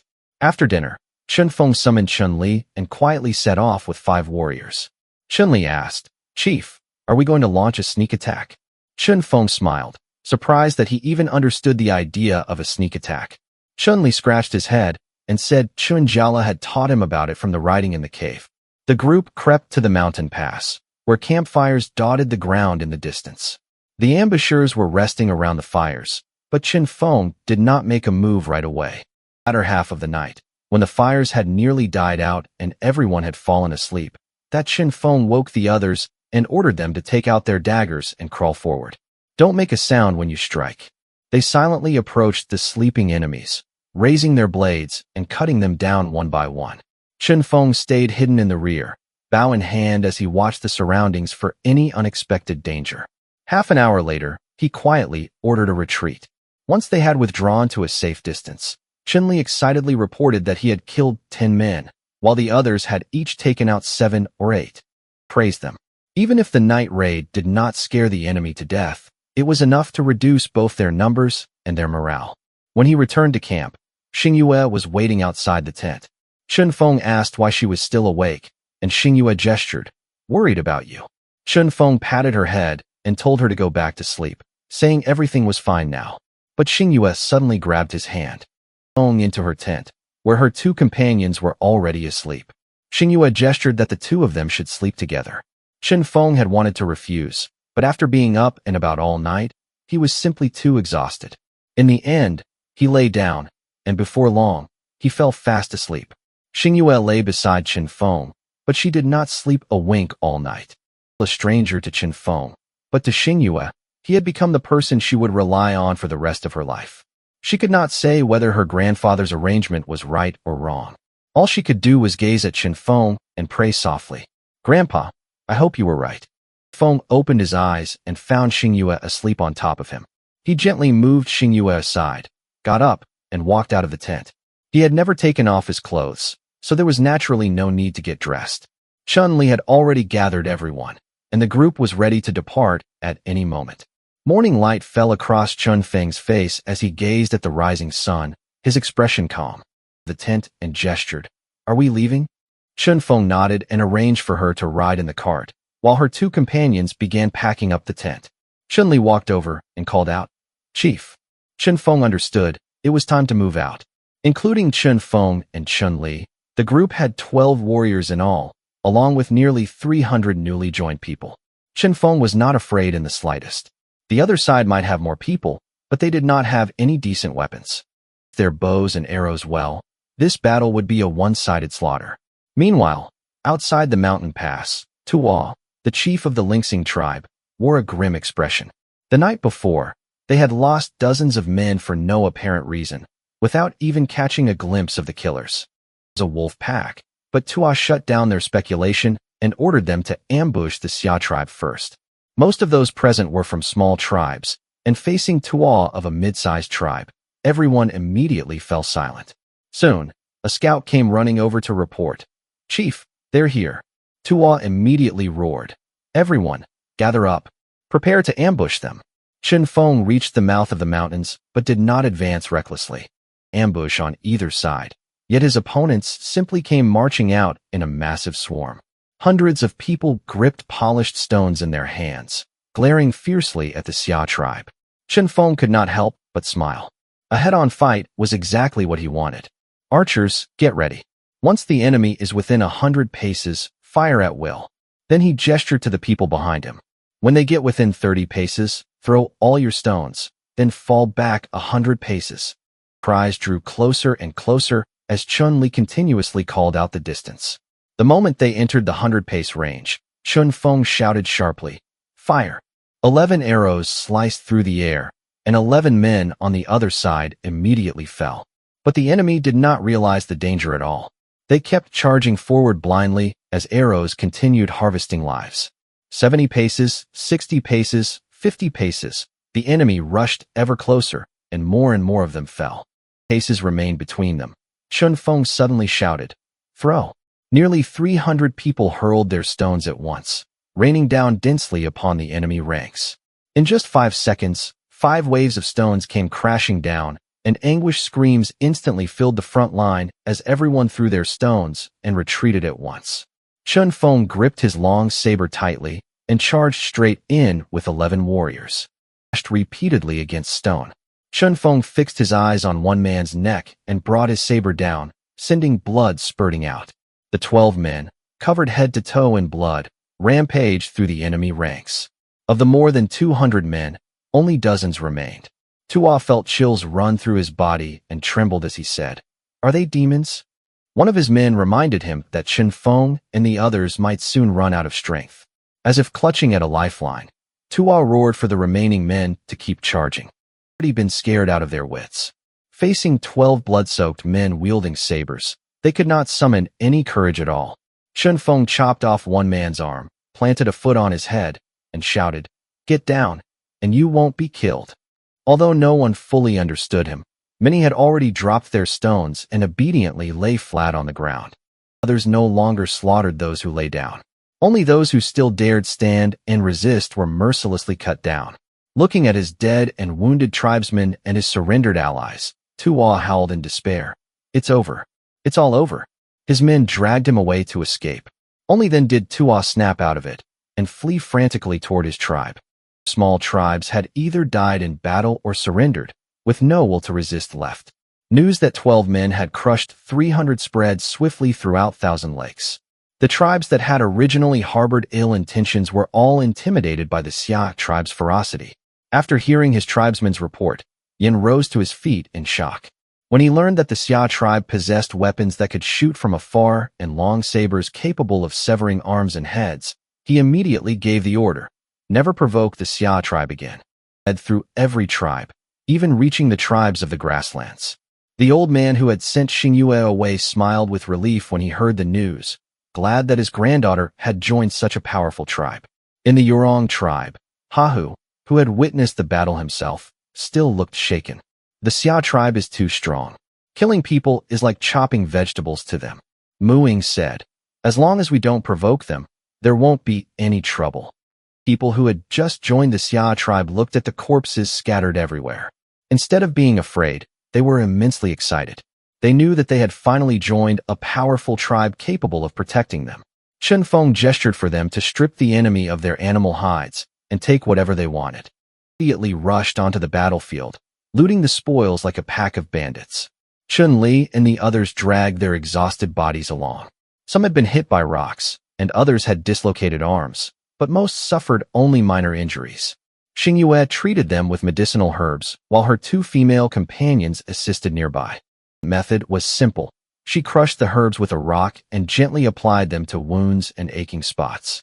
Chen Feng thought the method was primitive and crude, but he didn't know much himself.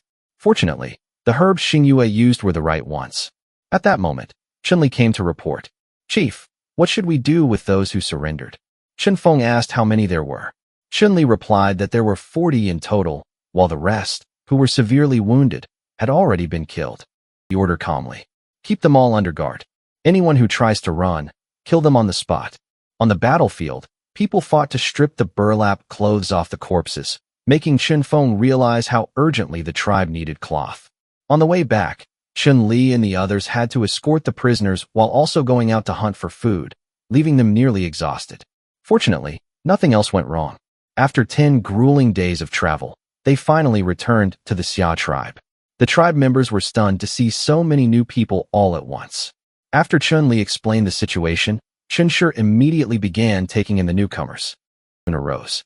Chen Shi asked, Chief, what should we do with the prisoners? There isn't even room for them in the cave. Chen Feng directly ordered that all the prisoners have their big toes cut off so they would be unable to escape quickly. As for shelter, they would build temporary tents from branches. Since it would not rain anytime soon, that would be enough for now. The moment he returned to the tribe, Chen Feng hurried to the brickworks. He picked up a gray brick, felt it carefully, then threw it onto the ground to test it. Chen Feng nodded in satisfaction. Not bad. It's hard enough. Chen Mao reported that this was the third batch of gray bricks. They could fire 5,000 at a time, with a new batch coming out every 3 days. Chen Feng was very pleased as he looked at the growing stacks of bricks. He was firing bricks not to build houses, but to construct a city wall. Once the wall was up, the Xia tribe's safety would improve dramatically. He had already surveyed the terrain near the cave. As long as they cleared the trees within a 1-kilometer radius, they could begin building the city wall. Now that they had enough people, building the wall was no longer difficult. They could put up wooden shelters for now. Defense was the most urgent priority. Chen Mao 100 women to make bricks and increase production. He also sent another 100 people to join Chen Tian and Chen Mo's teams to expand the work in every area. 90 boys were put in charge of logging, while the prisoners were sent to dig the city wall's foundation. Chen Shi and Chen Li were responsible for training the boys. They took them hunting in the morning and had them cut wood in the afternoon, supplying timber for brick firing and ironworking. Everyone was given a stone axe first, while those who proved loyal would be rewarded with iron knives. Afterward, Chen Feng told Chen Mo to set aside 2 hours each day to teach the newcomers Chinese and Chinese characters. Enormous. Chen Feng's goal was to build a city belonging to the Xia tribe within a 1-kilometer radius. The Hanshan tribe delivered iron ore once every half-month, more than a ton each time. The Xia tribe only needed to trade food and pottery for it, so they were not short on iron for the time being. What truly gave Chen Feng a headache was the binding material needed to build the wall. He had been searching for ingredients to make cement, but had never found them. He found only lime, so he repeatedly tested mixtures of lime, wood ash, river sand, and water. To his surprise, the results were no worse than cement. Wood ash was plentiful, but the lime came from more than 20 kilometers downstream along the Great River, making transportation a new problem. Chen Feng decided to build a boat. They could make wooden planks now, and as long as they built a simple boat, they could save a great deal of manpower. A month later, nearly all the trees within a 1-kilometer radius had been cut down, and one side of the city wall's foundation had been laid. Chen Feng was in no rush. It only needed to be finished before winter. The tribe built its first boat. Chen Feng hollowed out thick tree trunks, then secured several of them side by side, immediately increasing its cargo capacity. For hollow logs, each 1 meter in diameter and about 8 meters long, were tied together, allowing them to carry roughly 4 tons of cargo at a time. Watching the boat float on the water, Chen Feng shouted excitedly, "Chief, the boat is floating." Chen Feng smiled and said they would build bigger boats in the future. This was only the simplest kind. Then he asked about the progress on the wooden barrels and water wheel. Chen Feng helplessly explained that they had been building boats the whole time and had no time to study them. Chen Feng reminded him to train more capable people, or he would work himself to death sooner or later. To the training ground 2 kilometers away. It was a broad plain used specifically to train the tribe's warriors.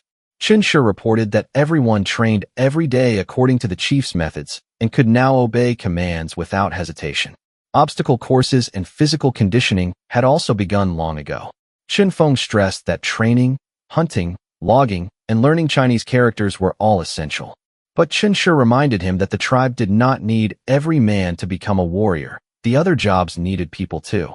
Chen Feng realized that in his rush to build up military strength, he had overlooked the fact that a tribe could not develop on warriors alone. So he selected 50 brave and loyal people to form an army, while assigning everyone else to positions based on their preferences. Chen Shi was appointed supreme commander of the force and became its first platoon leader, with each squad leader commanding 10 people. Next, Chen Feng reorganized the tribe's departments. Blacksmiths were placed in the smithing department, pottery makers and carpenters in the works department, and Chen Shi's force became the military department. The women in forming the logistics department, responsible for food, clothing, shelter, and daily needs, divided into education and production branches. Education handled basic instruction in Chinese characters, and numbers, while production made baskets, straw sandals, bows and arrows, and stockpiled supplies. At that point, Chen Mo reminded him that as the tribe's population kept growing, housing needed to be addressed as soon as possible. Chen Feng told her to send people to Chunsheng to prepare lumber and build large wooden houses first, each 2 stories tall with bunk beds that could hold 50 people. People living in cramped conditions either, but building the city wall had to take priority for now. Their trip to Thousand Lakes had intimidated some tribes, but it could not guarantee that desperate outlaws would not launch a surprise attack. Chen Feng did not dare gamble the fate of the entire Xia tribe. The military department ultimately kept 50 people, while everyone else was assigned to departments they preferred. The 40 laborers were still tirelessly laying foundations when Chen Feng reassigned more people to begin building the city wall. This time, he selected 60 people, 30 men and 30 women, and named the new team the construction department. Its leader was Chunya, the boy Chen Feng had brought back the previous year. He learned Chinese and Chinese characters the fastest and was highly valued by Chen Feng. Sternly, the city wall must be 5 meters high and 6 meters wide, and it has to be finished before this winter. Chunya immediately said they would need handcarts and iron pulleys to work faster. Chen Feng told him to go directly to Chunsheng and Xintian.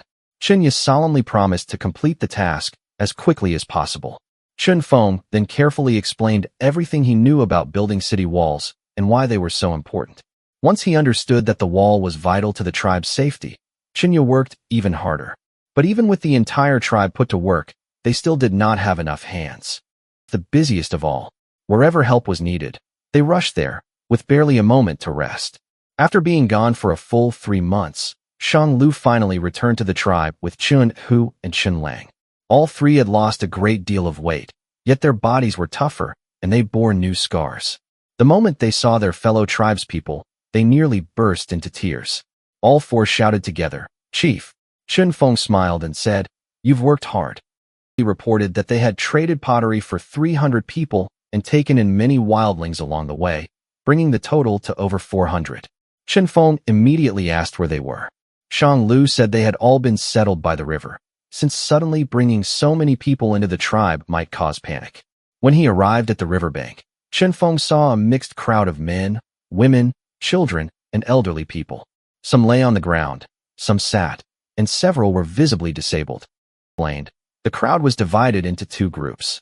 One group wore tattered clothes and was malnourished, clearly the people they had taken in along the way. The other group had more than 300 people, standing in orderly ranks. Most were able-bodied adults and women, the people traded for with pottery. Chen Feng did not blame Shang Lu for bringing back the elderly and disabled. He immediately had Chun Li tell Chen Mo to prepare food so everyone could eat their fill first. Shang Lu then pointed to some animal hide sacks nearby. They're full of salt, the supplies the chief needs most. Extremely pleased and asked what reward he wanted. But Shang Lu said that seeing the tribe grow stronger was his greatest wish. Chen Feng promised that once this busy period was over, he would give him a reward he would be satisfied with. As usual, he left the matter of settling the newcomers to Chen Mo. Every department except the military department was short-staffed. Xing Yue had been in the Xia tribe for over 3 months and had already mastered Chinese, with only a little left to learn of the characters. Every method of saving lives that he knew. Xing Yue examined each newcomer one by one and carefully applied lime for disinfection. The children and elderly were assigned to watch over the fishing traps by the river. The work was not too demanding, and they could still contribute to the tribe. At that moment, Chen Feng noticed a giant 3 meters tall.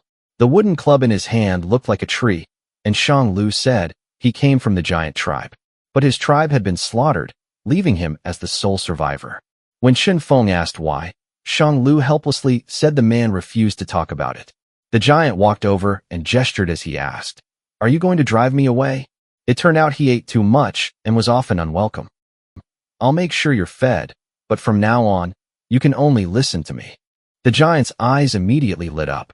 Learning that his name was Kuei, Chen Feng gave him a surname on the spot. "From now on, you'll be Chen Kuei." Once Chen Kuei understood the meaning of a surname, he crouched down in gratitude. Chen Feng was already considering what weapon to equip this giant with. With strength like that, he would make the perfect personal guard.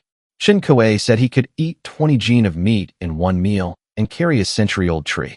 Chen Feng estimated the tree weighed at least 10,000 jin, and he gasped in shock. Chen Feng ordered Chen Shi to train Chen Kuei as harshly as possible for 1 month. If he could endure it, he could eat as much meat as he wanted afterward. Chun Li, however, looked a little disappointed and asked whether the chief no longer needed his protection. Chen Feng smiled and said he couldn't remain a guard forever. If he wanted to become a captain, he should prove himself in the military department. After that, Chen Feng found Chen Tian and told him to forge armor suited to Chen Kuei's size, along with a 300 jin Mo Dao, 200 jin curved blades, and a 200 jin shield. Chen Tian helplessly reminded him that once those items were forged, the tribe's iron supply would be nearly exhausted. The Red Mountain tribe had sent them iron, but axes, entrenching shovels, and other tools consumed far too much. Chen Feng fell silent for a moment, then could only say, "I'll figure something out." Feng was the only one privileged enough to have meals cooked in an iron pot. Iron was simply too scarce in this era, so it had to be prioritized for the tribe's development. Xing Yue ate with delight all over her face and couldn't help saying, "Food made in this tastes so good." Chen Feng smiled. It would taste even better with seasonings. Feng carefully reorganized the tribe's population and divided them into several departments.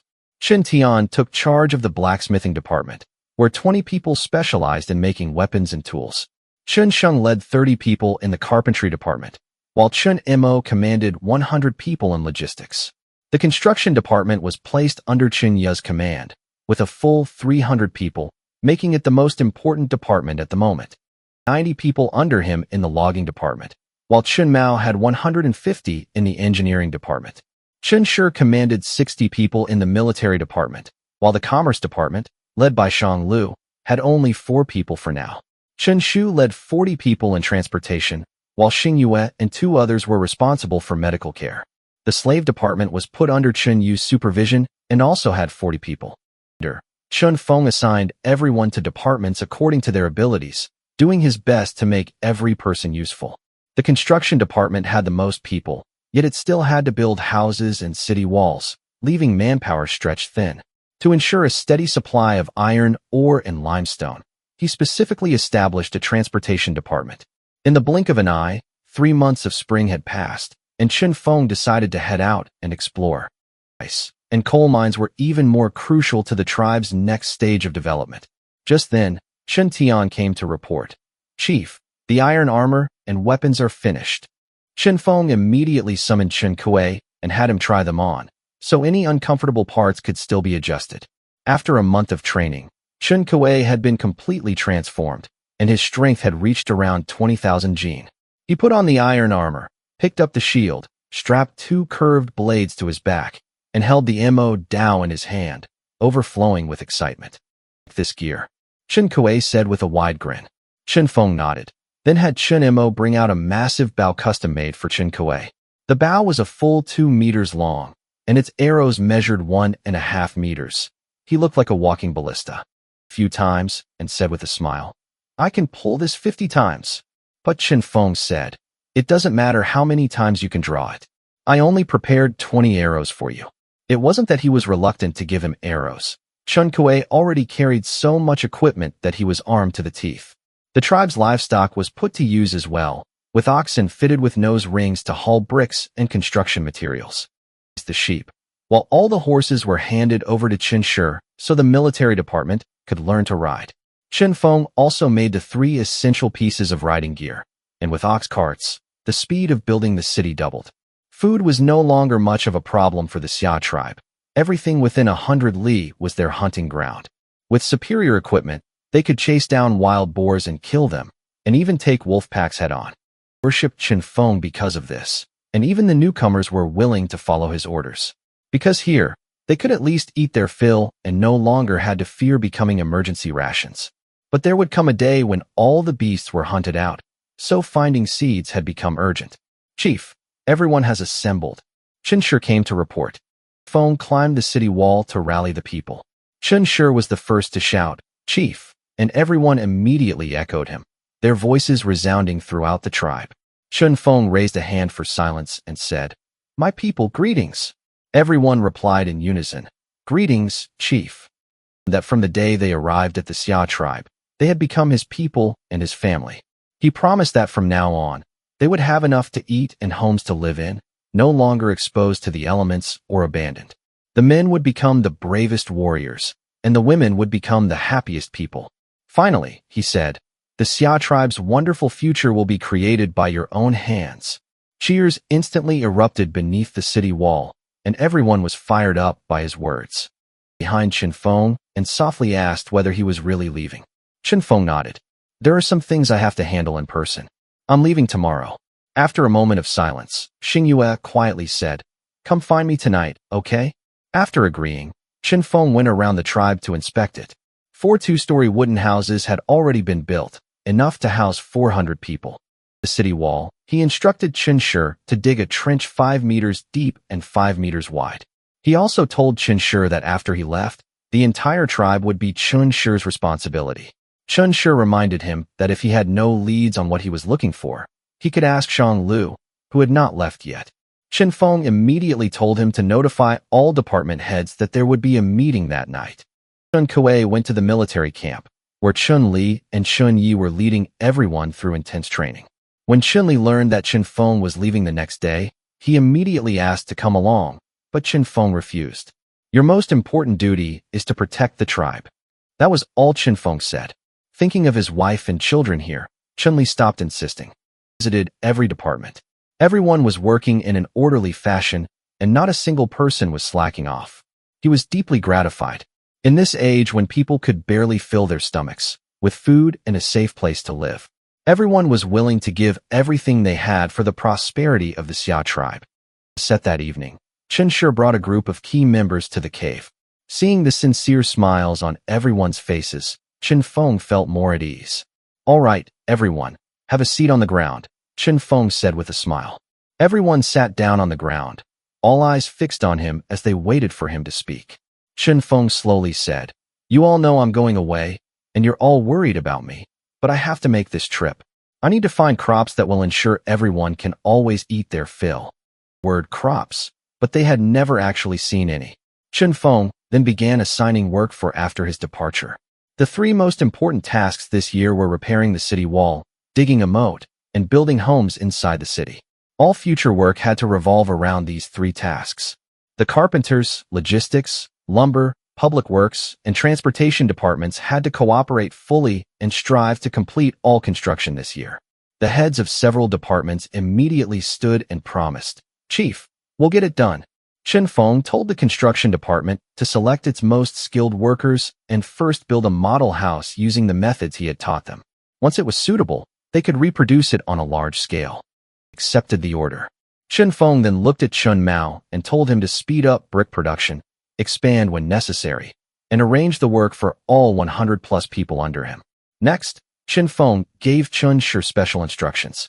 The hunting department was tied to the survival of the entire tribe, and the search range for prey had to keep expanding. If they encountered any tribe that did not know its place, whether to wipe it out or bring it under their control would be Chun Shi's decision. There was no need to name the remaining departments one by one. They were all to support the construction department and build the city wall, moat, and housing as quickly as possible. Arranged, everyone left, but Chen Feng kept Shang Lu behind. He asked Shang Lu whether he had seen any edible food besides fruit. Shang Lu asked him to describe what it looked like. Chen Feng gave a detailed description of the rice he had found in a bird carcass last time. Shang Lu had never seen it, but said the rock tribe seemed to have something like it. Chen Feng immediately asked where it was. Shang Lu drew the route on the ground with a stone. The rock tribe was across the Great River, and they would have to head west and cross a mountain to get there. By the Xia tribe's reckoning, it was over 1,000 kilometers away. But Chen Feng calculated the actual journey at nearly 3,000 kilometers and couldn't help cursing. It was the grain Chen Feng was looking for. Shang Lu said he would be trading supplies with other tribes in a few days and hoped to take an ox cart. Chen Feng agreed, telling him to bring more goods and prioritize trading for people. If he came across valuable information, he could trade for that as well. After Shang Lu left, only Chen Feng, Xingyue, and her two followers remained in the cave. Xingyue looped her arm through his and softly reminded him, "You have to come back safely this time." She also took out the hemostatic powder she had made, along with anti-inflammatory pain relief pills, and told Chen Feng to bring them all. Once been able to treat illnesses only with fresh herbs.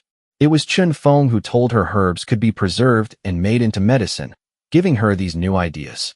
Chen Feng praised her for improving quickly and promised to teach her about the human skeleton and bone setting someday. As for their relationship, even he couldn't explain it clearly. They simply didn't know each other well enough yet. That night, Xingyue put up a tent and waited for him, but Chen Feng did not go over. It wasn't that he knew nothing about men and women. He just didn't want everyone hearing what went on inside the tent. Before dawn the next day, Chen Feng quietly left the Xia tribe with Chen Kuei. When the saber-toothed tiger noticed, it followed them the whole way and refused to leave no matter how they drove it off, so they had no choice but to take it along. Tiger carried only dried meat, salt, and essential gear. Chen Feng brought a dagger, a knife, and a bow, while Chen Kuei was armed to the teeth. Along the way, they ate whatever they came across. Chen Kuei hunted while practicing with his bow, and the saber-toothed tiger occasionally caught wild chickens, rabbits, and snakes. Chen Kuei and the tiger could eat 70 pounds of meat in a single meal, while Chen Feng ate only 3 to 5 pounds, with the tiger eating the most. After 3 days and 3 nights, they reached a great mountain. Chen Feng was somewhat excited.